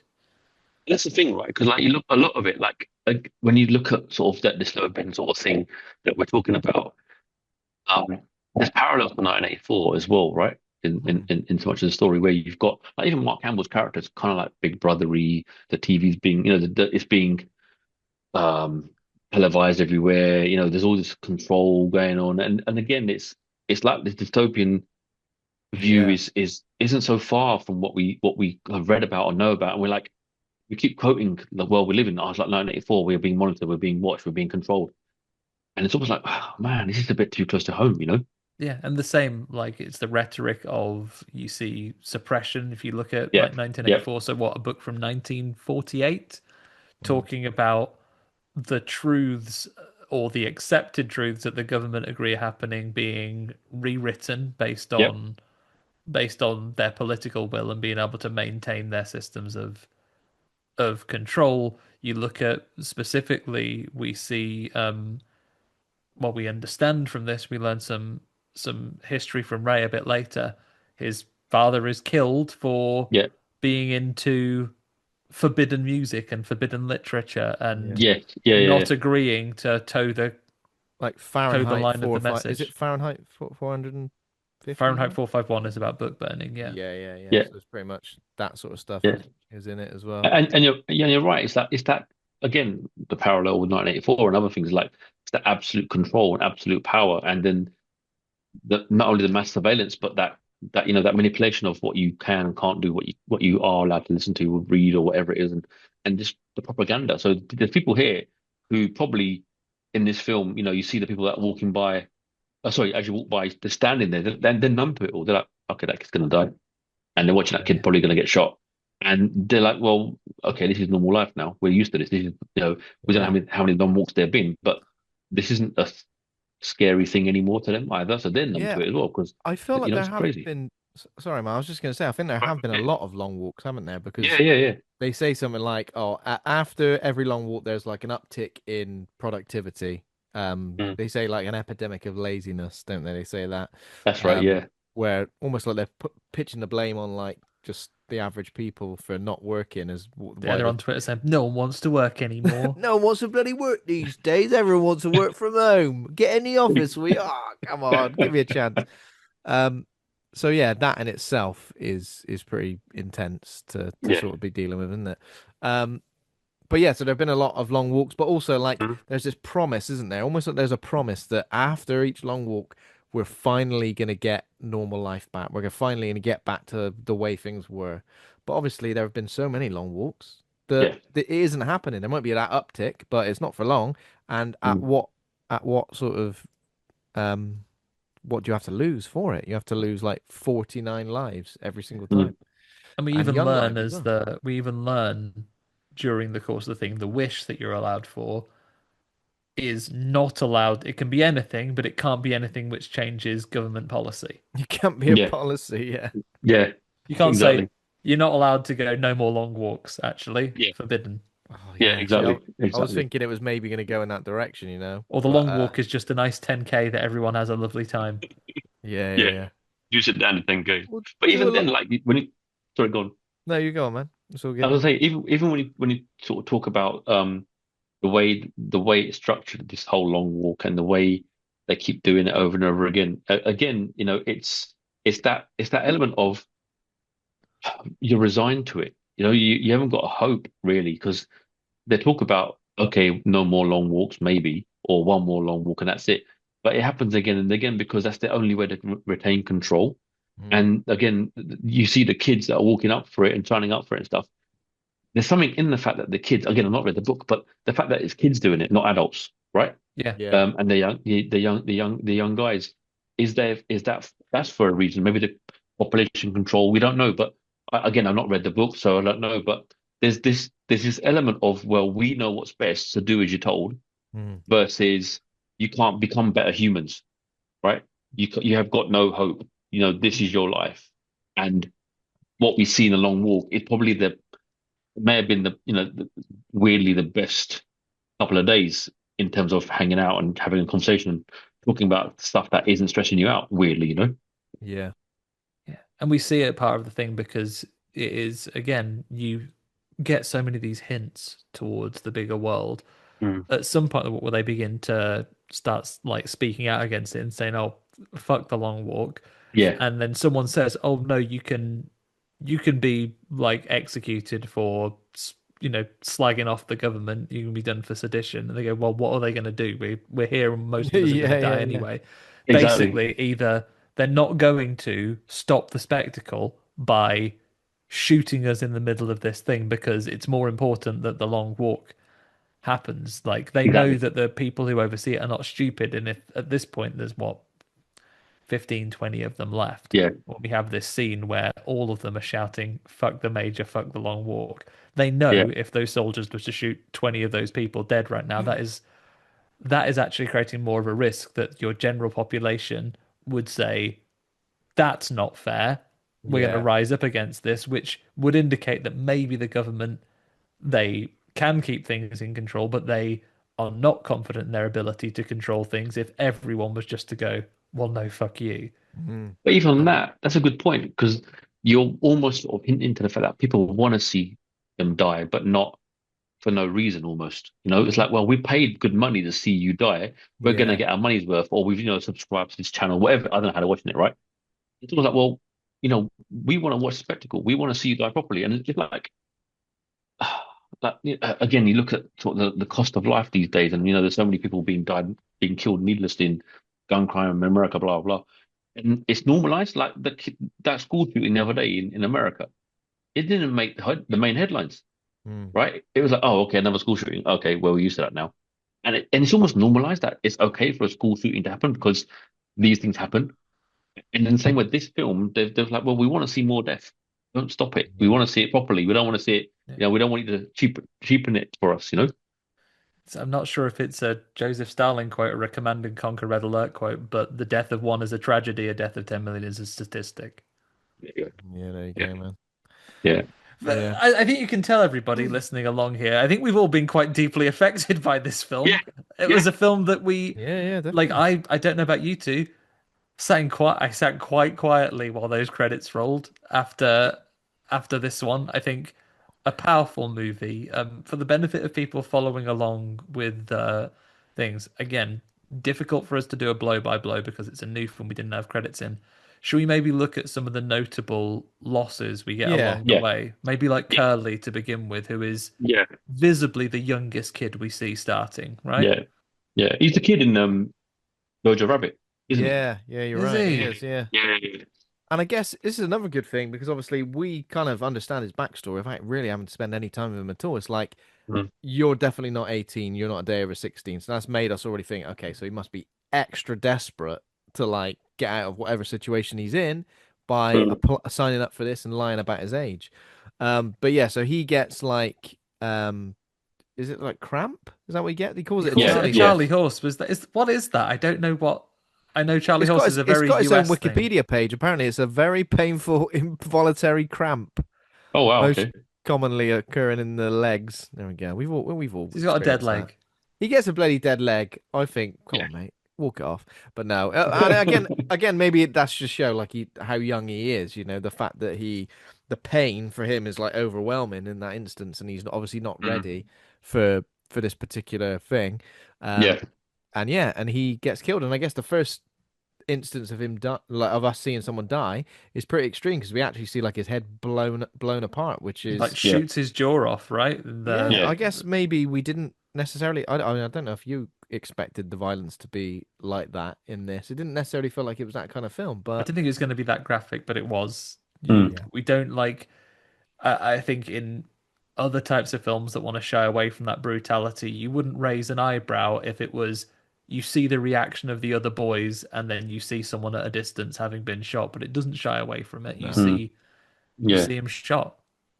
But yeah, I think it also adds to the fact that the brutality of what's going on. Because again, this isn't the first long walk, so they know what to expect. They know they're going to get shot in that way, brutally, live on TV, kind of thing, right? yeah. So it's almost like again, they're numb to it. They're like, it's going to happen. I'm I've sure seen it they on would have TV, all but seen it. They would have all seen it yeah, as well, wouldn't they? yeah, Yeah, yeah, exactly, yeah, yeah. Because But we in never person, I see, suppose although we never see people watching it on the television. We know there are yeah. I was. cameras, but that's true.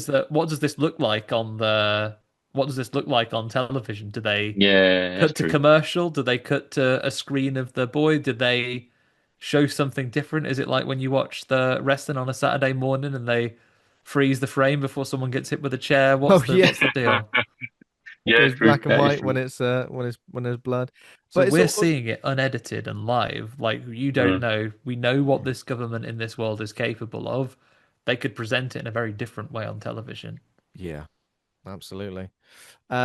Yeah, and then I guess as the boys sort of start to bond, I think is they're clearly all keeping things quite close to their chest. Like Peter doesn't really want to talk about the scar he's got on his face. Yeah, Ray doesn't want to talk about like what his wish would be. They're all being quite secretive about certain things like that. But despite that, they're all quite open to like just chatting about yeah, everyday sort of stuff. And then again, we've got that character called who's the guy who's like winding everybody up, Gary. Scary. Gary. So it says here he gets shunned by the group, but like yeah. it's not really. Bucket, yeah, It's his own fault. It's not like they just shun him. They're trying to like involve themselves with him. He says a few things. He calls them like I think he calls a couple of them a slur at one point. yeah, And Yeah. then he provokes a guy named Rank, provokes him because his name's Rank, and then yeah, makes out and just. But despite the fact that he provokes Rank, who then tries to hit him, falls over, and then gets executed. You can tell even in that instance that Gary doesn't want that to happen because he's shouting, "Get up, get up, get up." He's just trying Um, to wind him up, isn't he? Because that's how he deals with being stressed. yeah, so he's got a bit of like, he's gonna like he's got like vocal tics. He's hitting himself as well. So, um, yeah, not I mean, a very stressful situation to put yourself in. Um, Who are our four musketeers that bond together? Because we kind of know that Ray, played by Cooper Hoffman, and Pete, David Jonsson, yeah, we know pretty early that these are going to be our two main guys, right? As soon as we yeah. see mm, them sit down together, it's like, okay, you two are going to be our main guys. But they also team up with, let's have a look here, So it's Arthur, Arthur. yeah, Yeah, Arthur, yeah, Arthur cut and my out, Hank. Hank. What do they call Arthur? I think they call him Redneck, and then Hank. Uh, he's I a New mean, York guy, isn't he, just or a gonna New like make me Jersey? laugh, Hank. To be fair, like just obviously they take the piss out of him at the start when he's trying to, but bless him, things go downhill for him pretty quickly, don't they? I feel like having a bit of gum and just put it in your pocket is fine. They're like, "Are you dirty bastard?" He's I'm having a not bit of gum. littering. I'm not littering. Oh yeah, yeah. He's like, don't litter. Despite the fact we're in some sort of dystopian, like apocalyptic world, don't be littering. And they say, oh, everything's lit around here. And Yeah, yeah, exactly. so those are like the four musketeers. But then you've always got like some people right on the edge of the musketeers, haven't you? Like who are always kind of like there, Who's the guy including writing a book? What's his name? Is that Ewing? Oh, Harkness, I that's think, isn't it? Richard yeah, Harkness. Harkness. Yeah, he's yeah. writing a book, asking everybody their name and stuff like that. And I'm like, well, I was hoping at least someone would pick up his notebook. Do you know what I mean? Like at some point. I thought that because when he went back, I was like, get his note. Well, I was like, get his notebook to carry on. But then I'm guessing they're probably thinking, well, what's the point? Because we're going to die anyway, so who's going to carry the story Yeah. on? Thought it was going to be Yeah, the like a person who Rorschach's wins is going to notebook have like scenario. 50, like 49 bits and pieces that he's kept on from Hmm. Yeah, everybody. yeah, that's true. So yeah, those are like the main guys. There's a few other guys that last quite a while as well, like Stebbins, Billy Stebbins, number Yeah, yeah, yeah, 38. yeah, And then there is someone else, isn't there, who lasts a while. The guy with long haired dude. Who's like Um, yeah. finishes like fourth or something, right? He Yeah, is that was what's his Collie. name?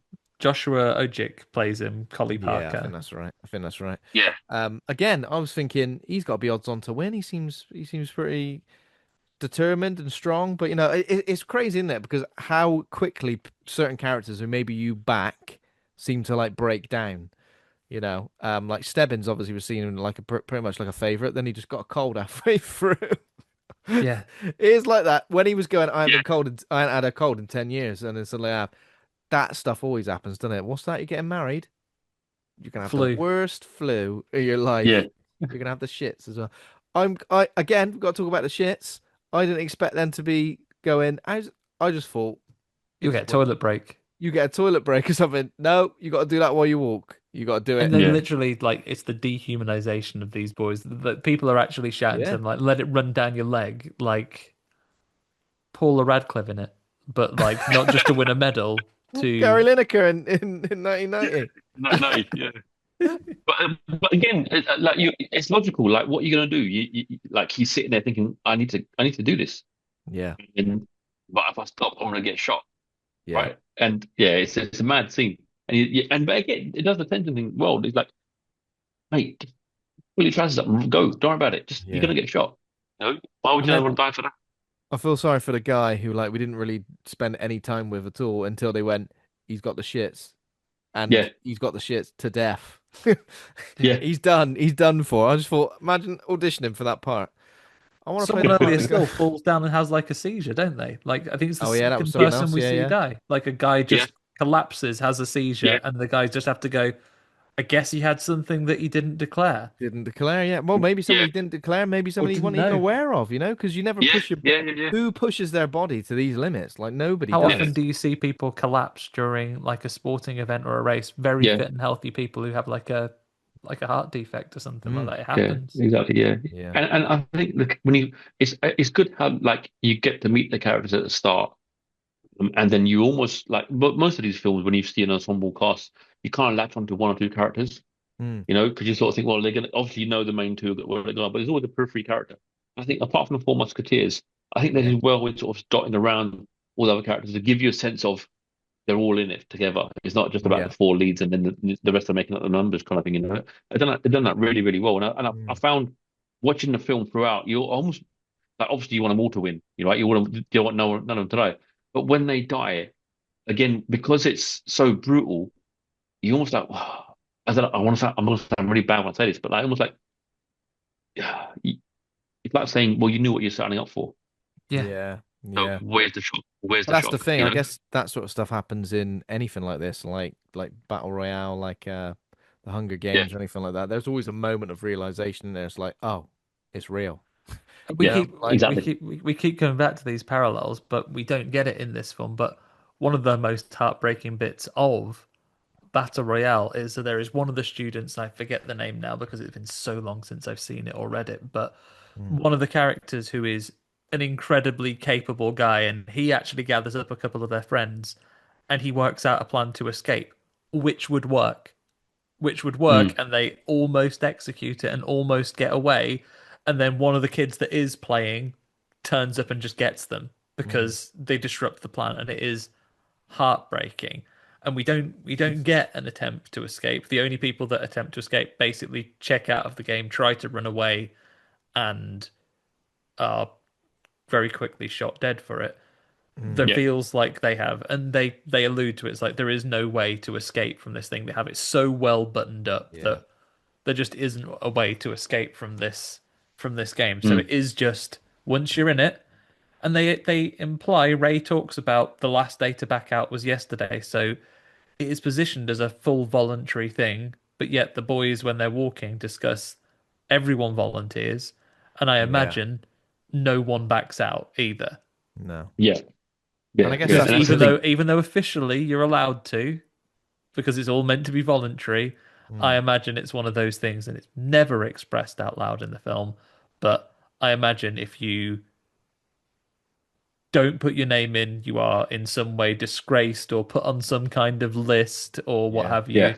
And if you back out, I imagine you get disappeared or something along As those they say, lines. like Exactly. everybody knows basically everyone knows has applied as well. No Yeah. one says, "Do you know anyone who hasn't?" Like, and Yeah. nobody says anything. So Yeah. Exactly. it's become one of those things, isn't it? Where obviously it's just that's almost what society is focused around, at least in the USA in this Mm. instance. Yeah.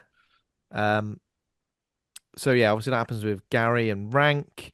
Uh, Guy unfortunately shits himself to death. Well, he doesn't shit himself to death, but he shits himself, then he gets killed. Yeah. We've all been there, you know. We're all like, This when we get to the night scene, the first time when either of you have been in a situation where you've been so tired you managed to fall asleep while you're walking. oh wow. Yeah. I almost feel like, I mean, I don't know, I've fallen asleep, but I almost got there, you know. Um, Not that, you know, sometimes when I've obviously not fallen asleep while driving, but sometimes you are proper struggling where you're like, how is my body allowing this to happen? It knows I'm in control of a vehicle. Why is my body trying to fall asleep? Yeah. God, I sometimes pull blame over at Radio all 1. times, obviously. Find somewhere safe. Get a little bit of shut eye, then get yourself back on the road. I've been driving back when I used to live in a separate town to my wife and had to travel every weekend. I've never had any close calls. I've had sometimes to be like, no, I've got to pull off, and I've got to. I think it was on the way back from Thought Bubble last time we were there, Ben. I was like, I pulled off a couple of times at different services and was like, right, I've got to have another coffee and a Yeah. little sleep because I'm getting real tired. Um, and just make sure I get home safely. The radio doesn't give you any favors. You drive in, it's like, Yeah. oh, let's put Carrie Ed Lloyd on and the most soothing voice. Not Carrie Ed Lloyd, she's a comedian. It's the the Welsh radio presenter who then plays like gentle chill out tunes on a Sunday, Oh, and it's like, I want mate, something deeply unpleasant to listen to, you got to please. get a This is happy too hardcore nice. on. That's the only way. Yeah, Exactly. I've done it before. Like I used to work in Milton Keynes, driving from London down there, and I would the M6 and then and then one was a nightmare. But I remember on the way home, I would come home and I remember that last 20 minutes of the journey. Yeah, But I've got home because I was so knackered. I leave early in the morning, yeah, long old day, long old drive, and I'm like, it's dangerous. I quit a job because I thought, I'm going to end up being scraped off the pavement at this rate. So I just quit a job because I thought it's not safe to do so. yeah. But you're right. Sometimes just autopilot kicks in, and you know what you're doing. You know where you're going. But it's like when you see Hank walking. Hank, he's barely hanging on, Yeah. right? And he's just about walking, but he's like going and keep going and going, and it's just autopilot because straight line, don't stop, keep going, Yeah. and it's crazy.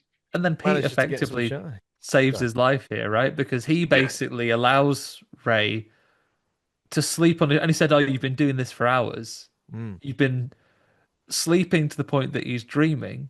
Yeah. Like he's deep enough asleep to be dreaming, but is obviously his body is automatically plodding along, and his friend has kept him awake. And I don't think we see Pete getting any sleep, but I think it implies that in some past scenes, Ray potentially returns the favor for him, right, and Yeah. walks along while he's trying to sleep. I think so. yeah, Yeah.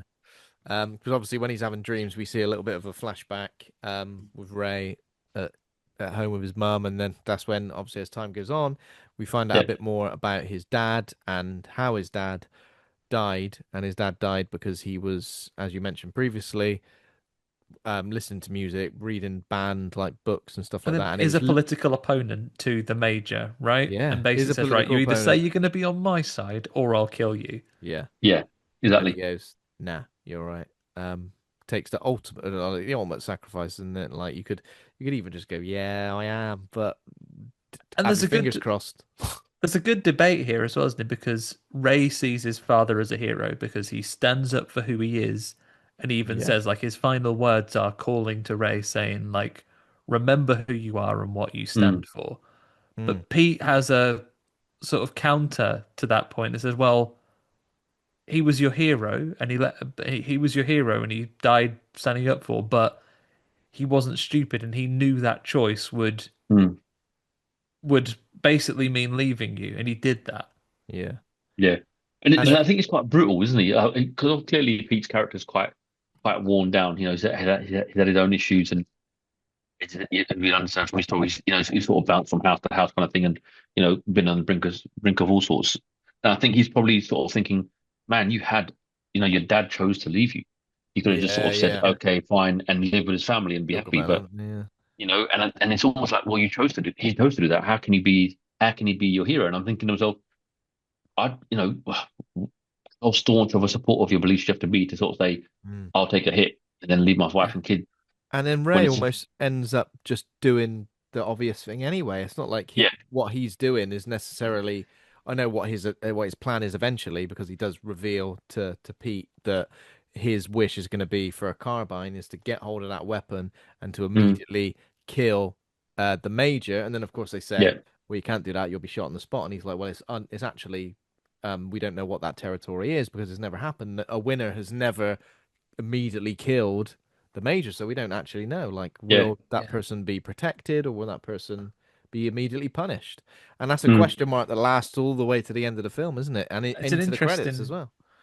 an interesting take. So that is Ray's plan, and he plans to do that. And this is where we had that discussion of, well, you're not allowed to do anything that changes politics because I'm not going to change politics. I'm going to change the world, Mm, and I'm going to change things by shooting the major.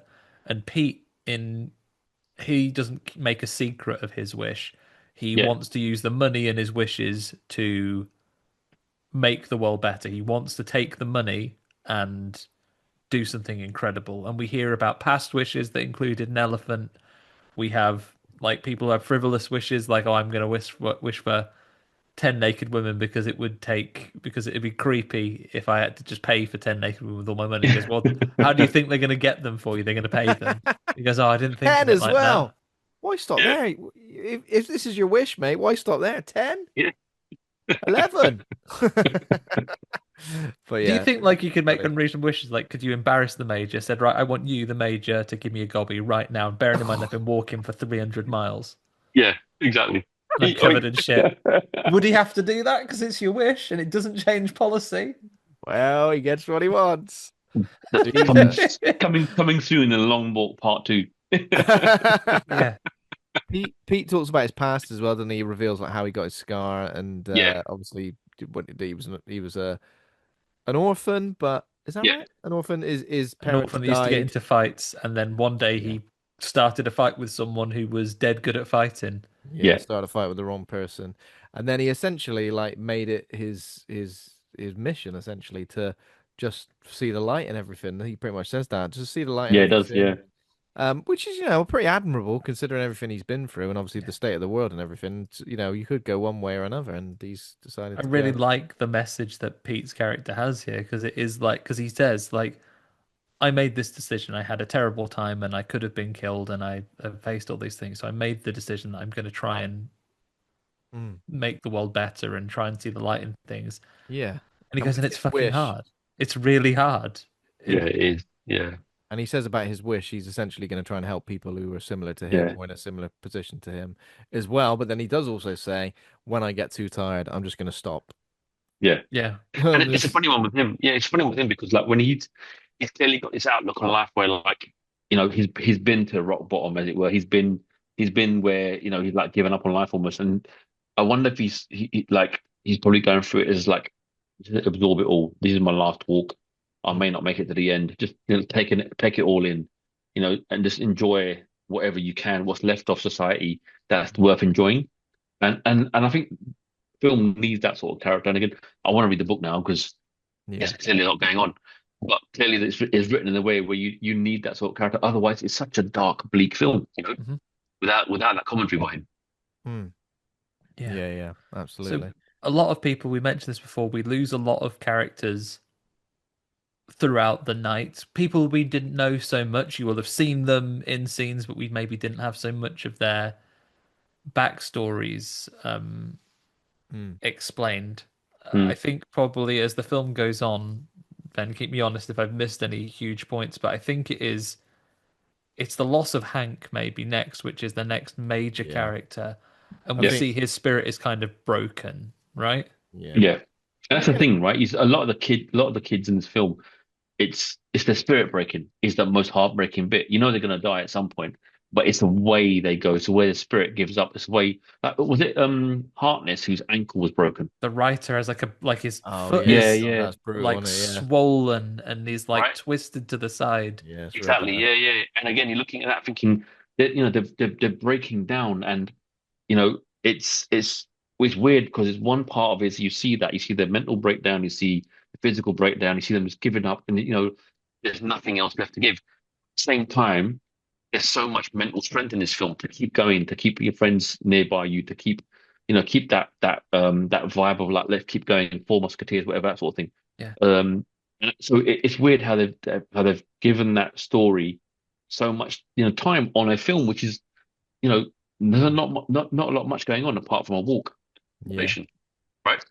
But it's for me the biggest part, and I think like you said, sat there after the credits, just Mm. soaking in the fact that these guys had their spirit broken to the point where they just Yeah. died and there's nothing else left to give. And they tried to help him even then, like, and you kind of see the humanity even in characters that aren't connected. I think it's the guy who is the major's son, who early Mm, on is quite distant to the others. The guy who looks incredibly fit and he says, "Oh, leave me alone. I just want to get yeah, on." It's him, I think, that goes to Ray and Pete and says, "Go and check in on your guy. He is, he's done. He's over. You yeah, need to."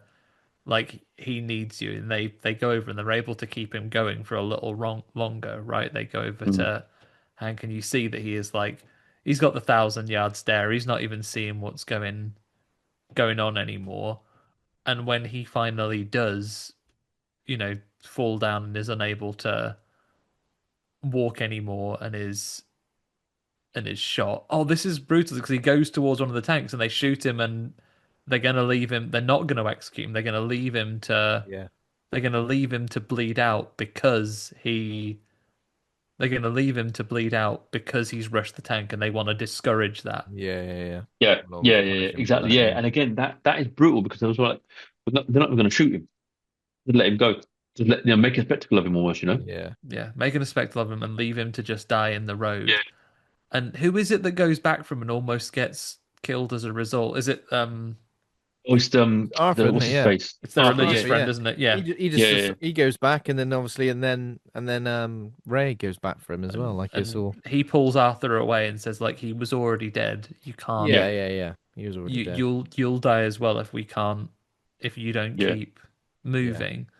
Mm, And at this point, we get like kind of the extra heartbreaking thing that they learned that the guy who just died, like he had a wife and is the only one of the Yeah. contestants who yeah, was married. And this kind of leads to our other revelation where they all call around and say, whichever one of us wins, let's agree that will do something for his wife. yeah, And this is kind of the final piece for Gary, who they've been Blaskowitz, who they've kind of written off. They've basically been calling him a murderer, and they don't want anything to yeah, do with him Yeah. because he got into a fight with that with Rank. Rank, who And he was says, killed. "Well, he's not asked me. He's asked everybody else but yeah, me." And it's like it's yeah, one of those things where like they're literally walking side by side and they're having like a yeah, private Yeah, conversation.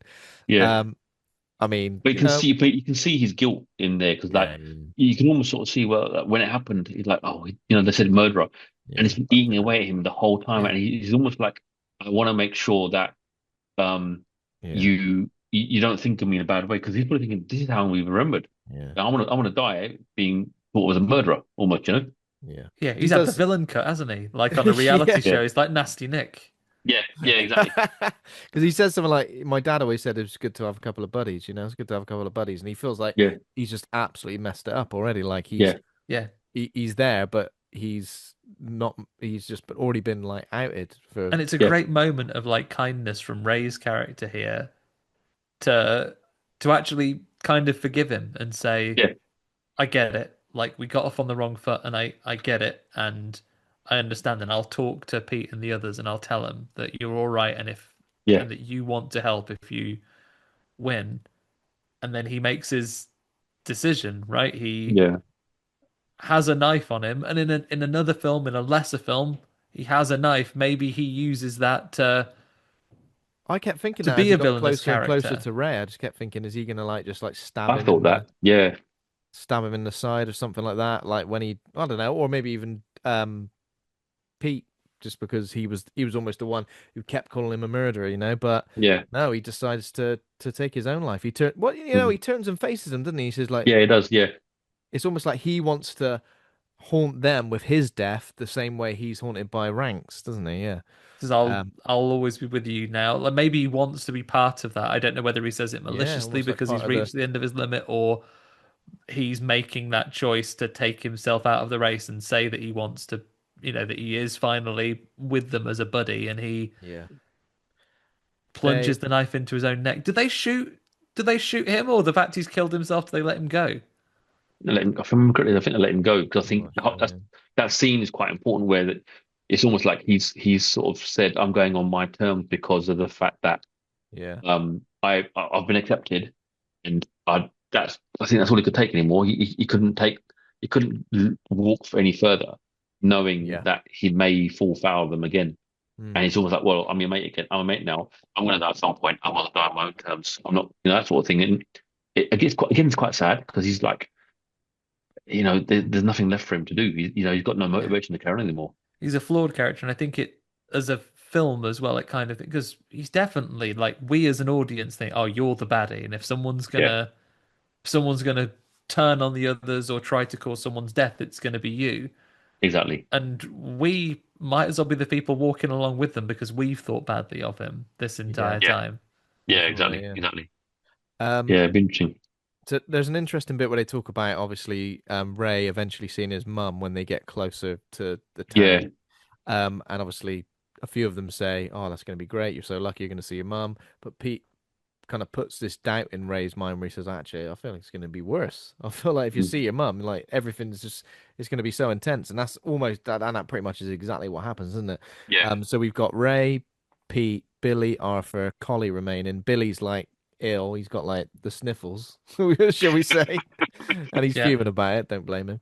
Um, and I think that's when they start talking about not helping each other anymore as well. yeah. Like, That's right. They do. Yeah, let's just agree that now, because we're right at the end, we're like the final few. We should not help each other anymore because mm, it's like dog eat dog. It's whoever wins. Yeah. And I think like everyone kind of agrees to it, but that they don't really like think that.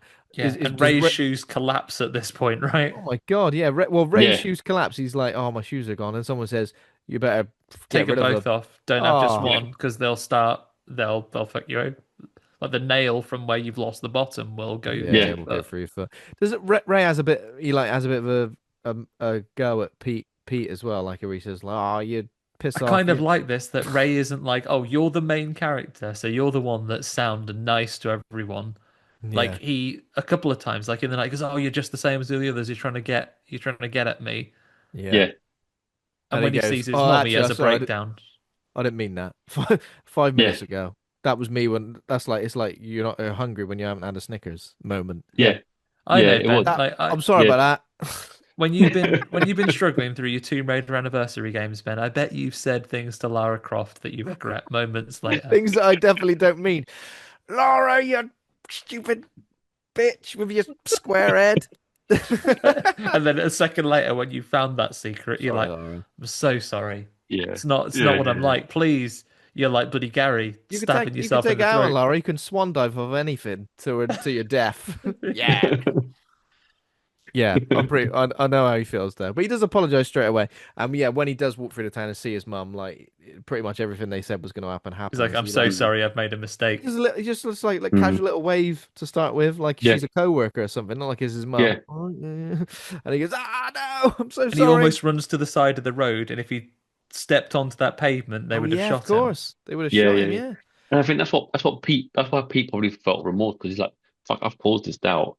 And he yeah, it's realizes true. that shit, if because of me, he's Mm, probably going to sort of say, I can't carry on. I've got to see my mom.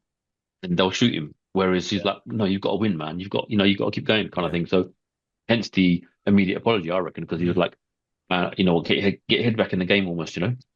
yeah. Yeah. Um, we lose Can you Collie a imagine if lot. his mum had a pair of Nike Air Max on her to throw to him? Is that Yeah. fair? Is that allowed? I mean, maybe you're not allowed to pack extra shoes because you'd think it'd be worth the wait, Yeah. Yeah. Oh, right? I feel like yeah.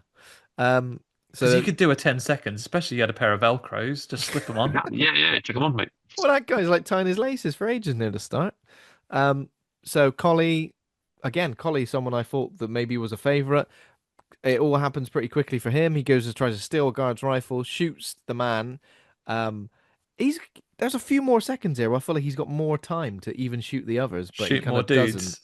shoot Yeah. more dudes. But no, he I gets think he does shot. get shot, and then he has been shot, so he chooses to shoot himself. And I think Yeah, that's the right. soldiers let him do that, right?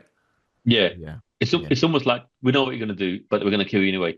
Hmm. Because their man's down, right? He's been shot. Yeah. And again, And it's making an example of him, isn't it? yeah, they Hmm. let him kill himself though, so maybe it's like, Yeah. fair play. Like you don't know Yeah. with these soldiers to a degree, is that an expectation of them that, people are probably going to escape? You'd imagine that, maybe they are dyed in the wool bad blokes who have no problem with killing kids Yeah. effectively. But Yeah. it could be that, maybe there's a story of these soldiers. Like Yeah, it's true. they have chosen to survive in this world by joining the military.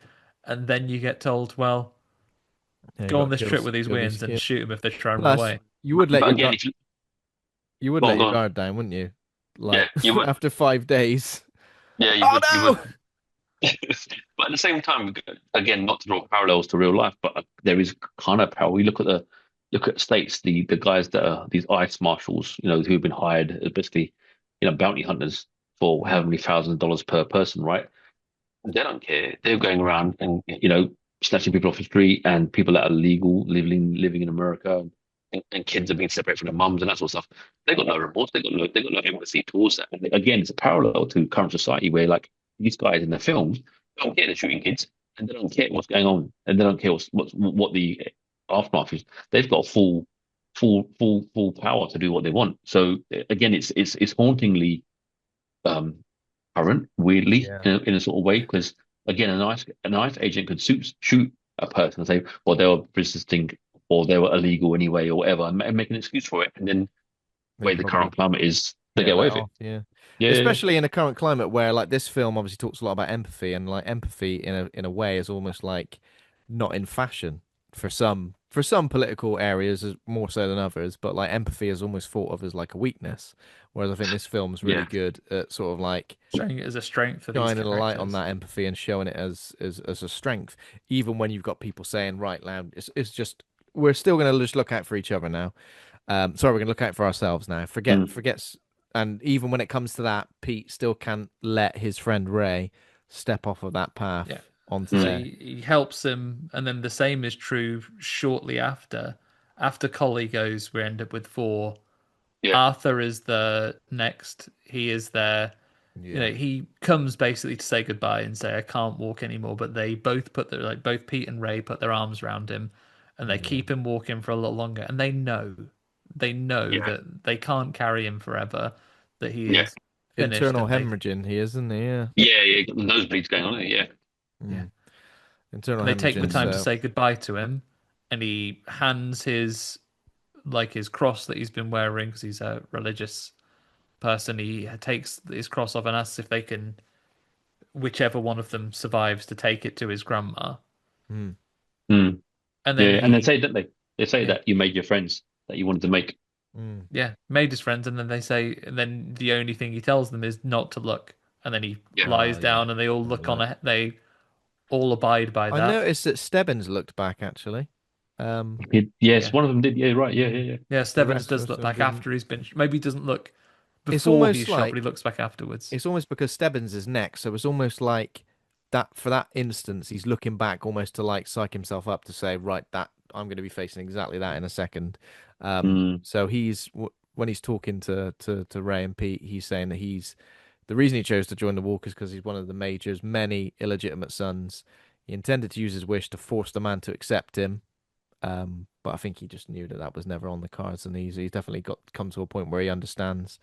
Um, so yeah, and then he says to the two, "It's honor to walk with him," and he stops and he allows Yeah. himself to be killed, which leaves Yeah. Ray and Pete as the final two. I mean, it's weird, isn't it? Because like you watch this film and you're like watching the first hour and you're thinking, "It's got to be those two. It would be the final two." I mean, Yeah. it'd be crazy if it wasn't. But it's still like, I don't know. It's still like a bit of a surprise when it is those two, isn't it? Especially everything they've been through up to this point.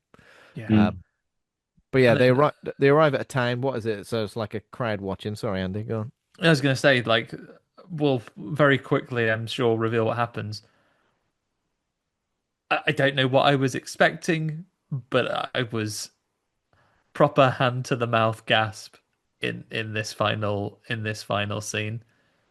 Yeah, Yeah. I was similar. I was watching it, I'm like, oh, and I'm like, oh, and I think a lot of what we'll come to in a minute, but a lot of that scene was really again goes back to that camaraderie they built over the 5 days as friends, and as you almost like, well, you're gonna do what you can. But yeah, it was a moment of, oh, okay, they went there, and again, it'd be good to see what the book does. I've actually done some reading in the book, and it is slightly different in the book than it is in the movie, but Yeah. um.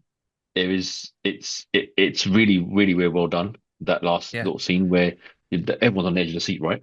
Yeah, and there's a crowd at this point. The major doesn't allow spectators in en masse early in the competition, but he does when it's down to Mm. the final few. So there are people lining He's the lucky that streets. people made it though, because I keep thinking like it's only two of them have made it, but only just. Probably put Yeah, buses on so people can get along to the Yeah, end. yeah, But exactly. Yeah, like yeah, like Pete really challenges Ray in the scenes leading up to this about his wish because he points out that he has a great opportunity to do something good and to stand up for things. And if he yeah, uses his wish to take revenge, then they have taken away the hope and the positive outlook that he has generated in his life. He has become nothing yeah, more than them. Like he's using his wish to do something destructive and horrible, and they've lost that empathy and the focus on the good in the world. If that's what happens, yeah. um, And and we don't know if he's got through to Ray or not, and we won't because Pete at that point decides I'm going to take a knee. I'm done. I'm yeah, done yeah, with walking. Ray leans over and helps him get up and says, "No, come on, let's walk a little bit more yeah, together. Me and you, we've got some more in it." And then quietly, ever so quietly, just drops back. yeah, yeah. yeah. It's just like And it him was and like, what? I didn't notice. I genuinely didn't notice until he Okay. gets shot because it's so subtle that Mm. he's got him, and then Pete is like David Jonsson is delivering a line saying, "Oh, maybe I've got a little bit more in me yet," and Yeah, it really really like the subtlety of him just yeah, fading slowly backwards, and you're so focused on David Jonsson delivering this line that it just cuts through it with this shot, yeah, and it's revealed to you that Ray's decided I'm gonna make sure that Pete's the one that survives. mm. Yeah. And you can see why, because like it's almost once it got through to him, but told him that, look, man, your dad left, right? You're gonna. Yeah, he told him, don't give up, don't do the same as your dad. yeah, But then he decides to do the same thing as his dad because that's the only way out of this.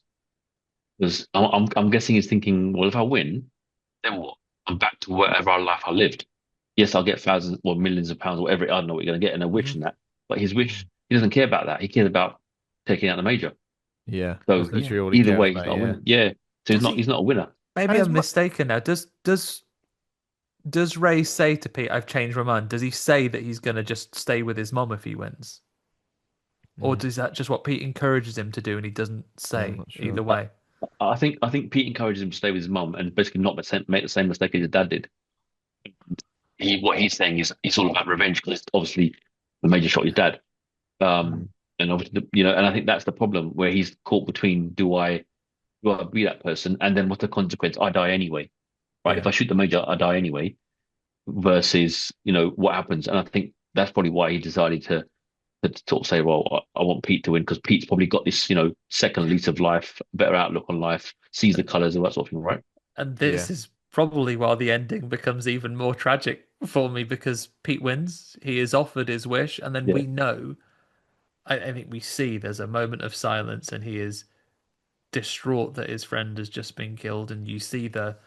from a filmmaking perspective, the sound of that crowd is incredibly muffled. And I think yeah, they actually start filming it without them there. It's basically just the major in front of him, and the you know, and Pete's kneeling down there, mm, and he is offered to to give his wish, and Pete changes his wish, and he wishes for a carbine, Yeah. that mm, particular one.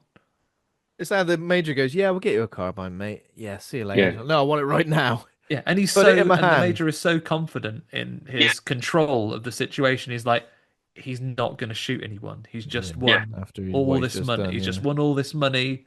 He's got anything he wants in the world. He's not going to shoot anybody. Mm. mm, And he does. He shoots the major, and then we see him just walk away into absolute darkness, into nothing. yeah, yeah. Which again for me is so poignant because he's like, okay, I've won. It's almost like I've won it, but what cost, kind of Mm. thing, right? So he walks in that darkness, and what's his life? He's on his own. Yes, he's Yeah. got a load of money, but so what? Is he Do going to be happy? We do don't we know. think Like, is he even? Is it metaphorical? Has he been yeah, has he been shot? shot? Because I kept thinking surely if he shoots the major, he'll immediately get shot by the soldiers. And when that doesn't happen, and it's almost Mm, like there's no reaction from anyone around him, it's almost like, mm. does that mean he's dead? Does that imply that He's he's for the immediately been first time shot. walking in? Yeah, is he dead and that's just that he is dead and that's how he is perceiving that? Is it Mm.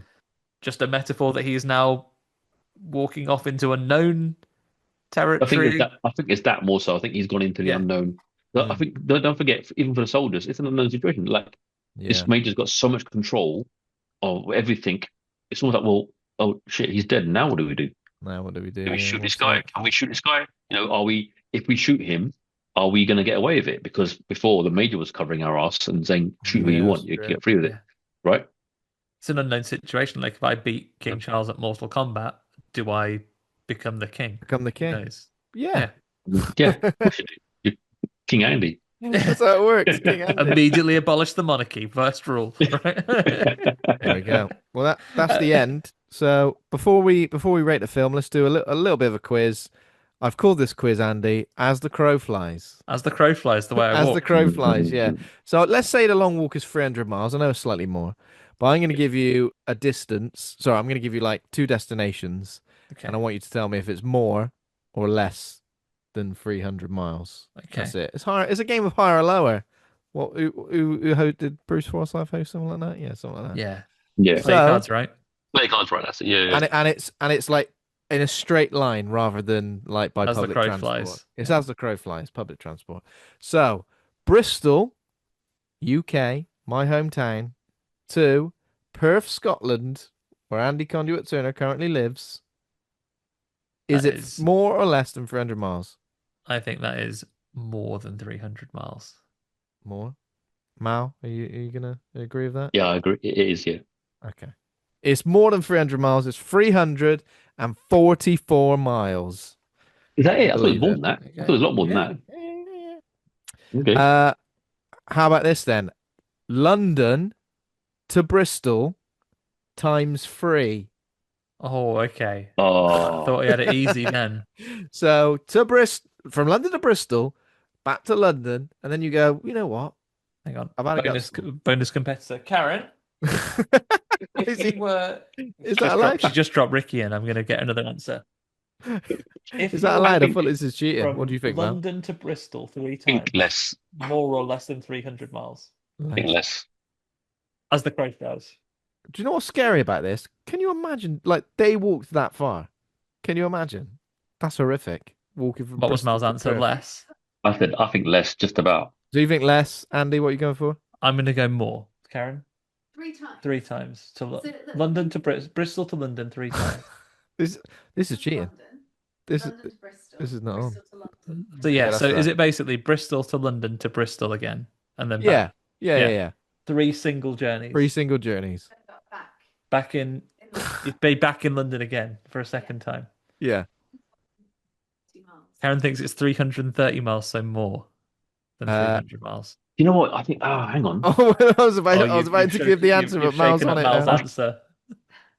Yeah, I think it's more. Yeah, yeah, because yeah, hang on. Yeah, it's more than 100 miles to get from here to Bristol. Yeah, it must be. Yeah, it's 100 miles, more than 100 miles from here to Bristol. So But three It mores, is. please, Ben. the three more. It, Yeah, so more. more. Yeah, more. Yeah, yeah, yeah. It's more, but 318 miles. Oh, More, is that it? 318 Oh, miles. okay. Not a So lot not then. much, not much, but there we go. Close. Uh, what about? Let's go a bit further afield now. London to Dublin. London to Dublin.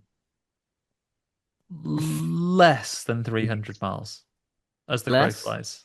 as the crow flies. Mal, less than 300. Yeah, Yeah, I've got to get rid of the roads in my head. As a crow flies. the crow flies. The crow flies. Have we Is that, established that crows definitely fly very straight? When did we test this? I don't know. You I Hang tell a on. think crow just 2 points, it'll fly in a someone dead looked straight up. line. As a crow flies crossing the water, right? Yeah. So like a Yeah, straight line. Yeah, Man. exactly. Did you go less, Andy? I'm yeah, gonna go more. less. I'm gonna go more. More. I think because it's a bit further up, parallel to. Yeah, yeah, yeah, I think more. It is less, but only by 12 miles. 288 miles. Ah, there you go. There we go. All right. How about this? London to Perth, Scotland. London to Perth is more than 300 miles. Yeah, I that's got to say be more. you've done the old you've done the train journey. You must know. Well, not to Perth, but it is more 368 miles. Yeah. I'm gonna do a couple across the pond now because I was testing these as well. Um, New York to Washington. I was thinking of places you've been, Andy. So New York to Washington, Washington DC or Washington State? oh God, I'm pretty sure One, I wrote Washington one above DC. it. Yeah, Washington DC, I think is less than 300 miles. Yeah, Yeah, you I agree think with so. that, 'Cause Mal? Isn't it? Yeah, isn't it like a 3 or 4 hour drive? Yeah, it's about 3 hour drive. Yeah, yeah, yeah. Yeah, I'll go It less. is only 204 miles. Only 204 miles. Reasonable. Let's do a journey that I did. Las Vegas to Los Angeles. Las Vegas to Los Angeles, I'm gonna say is more than Only go 300 more. miles. Yeah, more because you're crossing states as well, right? You go from Colorado to Bearing in California, mind, and Las Vegas is sort of yeah. bearing in mind, I stopped off for a little sleep. But Yeah, was that because it was so far, or was it because I just wanted to take in the scenery? it's like Nevada to California or vice versa, Yeah, isn't it? sorry, So not Nevada, Colorado, more. Nevada. Yeah, You both got yeah, because both again, going for more? hang on. No, hang on. Let me think. The geography. So hang on. So you've got California there, right? And you've got Vegas sort of hairish. Colorado's, but where is it in Colorado? It's south, isn't it? Not north. Uh, in Vegas. Colorado, so Hang obviously, on. In the Cal- wait, in the movies, they can drive to Vegas, can't they? From like where in Hollywood and shit. yeah. They say, "Oh, we're going to Vegas for the night." So when in Hollywood, they can drive to Vegas. Maybe it's less than 300. Yeah, Andy, because yeah. In the I hang think on, it's in the more. thing, Andy, I'm gonna go say less. more. Yeah, I reckon you should I'm say gonna go less, less. Mal, just for No, the I'm gonna go less. Yeah. Because in Hangover, they drive to Vegas from wherever yeah, they they are in do. California, right? Yeah, yeah, It's less. It's 224 miles. Yeah, I just stopped off just because I wanted to sleep There you in a dingy motel. So that's why I did that. But it is less. Um, go. I got one more, and again, I found somewhere that you've been. Andy, you might have been to both of these places. Um, again, Mal, you might have been to both of these places as well, but we'll find out in a second. San Francisco to San Diego. San Francisco to San Diego. California's bloody massive. Yeah. It's No. I've really, not been there. it's I've not really been there, but big. they can drive 3 hours in California, right? Yeah. Yeah, you can. Um, I want to go I'm more. I'm gonna go with it being slightly less. I'm gonna go less this time. You go less. It is more. 458 More. miles. Ooh. That's as the crow flies. But if you wanted to drive there, 502 miles. 8 hours. Because when you look at it on the map, I looked at that on the map. I was like, okay, obviously same coast. I was Yeah. like, yeah, that'll be a few hours. Nope. 8 hours and seven. America's a bloody crazy place, right? That's it. I wasn't keeping score. Wow. So Would, We're all winners. There you we're we're go. all all winners winners. there. Would you like one to go to the other side of the world, Ben? Just for fun. Hell yeah. So the long walk, 300 miles, yeah, Mm. is 15 the long walks, more or less than the Great Wall of China. Oh, what? I've got Jesus. to do maths now. 15 long walks, more or less than the Great Wall of China. It's gonna. Oh my God. I mean, I literally don't know. I know you can see it from space, right? Apparently That's you a can't. myth, Apparently, but you it's can't. a myth. Yeah, it's a myth. I mean, technically, you can see the Earth, so you can see where it is, but you can't like point it out. So let me think. 15 long walks. Uh, Uh, I mean, um, it's a 50-50. So I'll go 15 long walks is less. Okay, Mel. so again, people walk the Great Wall of China, right? And it's not, they can't be doing it over 5 days, surely.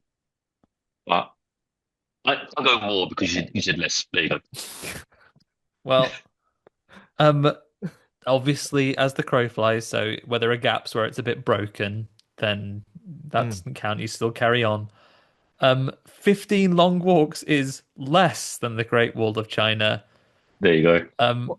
by a significant margin. The Great Wall of China is truly a monumental structure, stretching an impressive 21,196.18 kilometers or 13,170.70 miles in total length.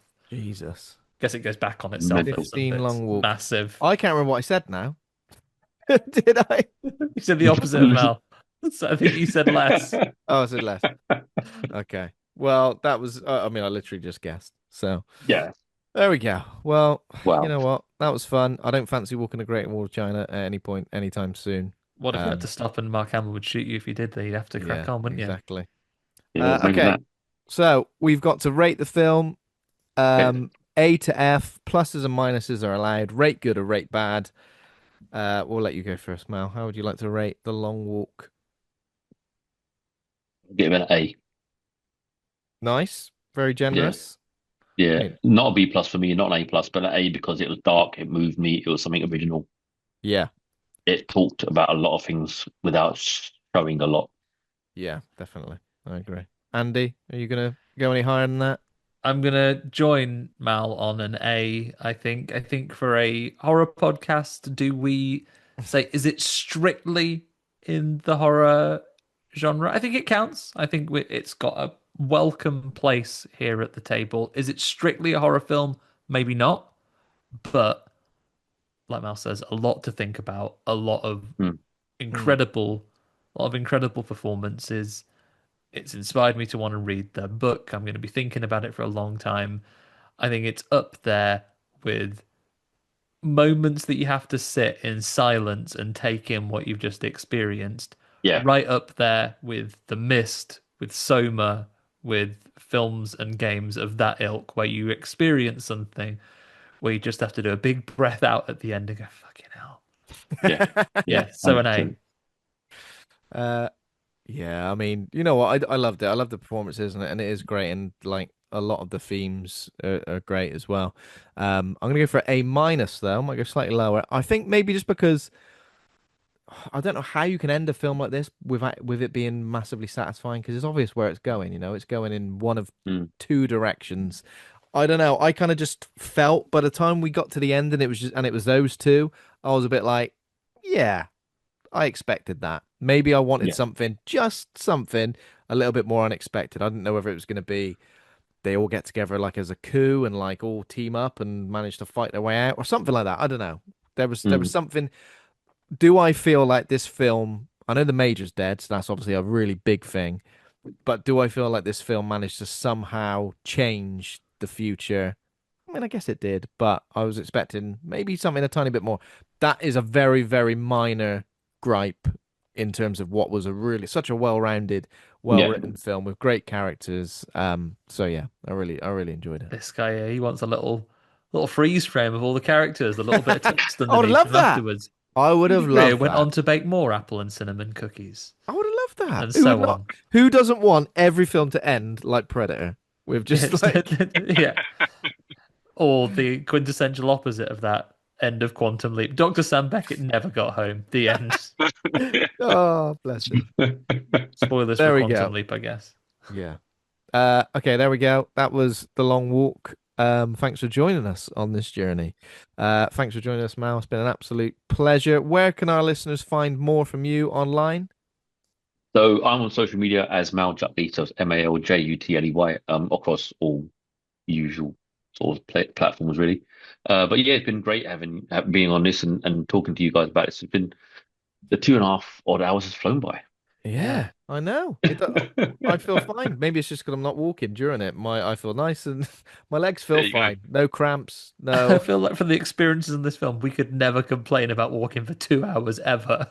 It felt weird being sat down watching this because you're just like, this is great. Got my feet up and everything. I was a bit Um, Given how concerned as long I was we've watching. I had some steps left to do. I was like, come on. to be fair, given how long we've talked about the film, we could have done a sort of commentary while watching it. Yeah, well, we've said that before. Like sometimes our episodes either go the same length as films or maybe slightly longer. So it is Yeah, almost like, can you do But a there's news commentary? in So there. there's, oh yeah, yeah, yeah, there was yeah. news in there and Yeah, some everything as news. well. Yeah, Yeah. yeah, yeah. But maybe Uh, there you go. Maybe do a commentary next time of a yeah, movie or something. Yeah, chuck it along and we'll all join in. we're up for that. Yeah, we can There do you Uh, go. commentaries. thanks everybody for listening. If you enjoyed the show, become a patron at patreon.com/horror hangout. Thanks to Taj Easton for our theme music. Thanks to Acast and Rusty Quill for hosting the show. Please consider giving us a rating or review. We're on Threads, Instagram, Facebook, TikTok, and YouTube. Um, horrorhangout.co.uk for everything in one place. Next week, we're talking about Leviathan, underwater horror with RoboCop. Yeah, that's right. RoboCop's in it. That's right. With RoboCop, with Evelyn, with Marv, Ah, all your favorites. Looking looking forward to for a bit of a nice Leviathan. body horror film as well. I watched it not so long ago, but I'm going to watch it again. But yeah, thank you again, Mal. It's been a pleasure. We'll see you again very soon. Here's again. Right. Bye for Thanks now. What would everybody. you wish for if you did a long walk? Write in, let us know. Yeah, let us know whether you'd want to pop a cap in Luke In Skywalker's any ass. in any beloved actor. Or just get an elephant like that person from the past did. Yeah, that sounds great. Beautiful. There you I'll go. just get a lovely pair of new shoes. You'd need them at the end of that, right? Foot bath. A Oh, lovely now you're foot talking. spa. Right. Oh. See you later, See you later, everybody. Take everyone. Bye care. for now. Cool. Bye.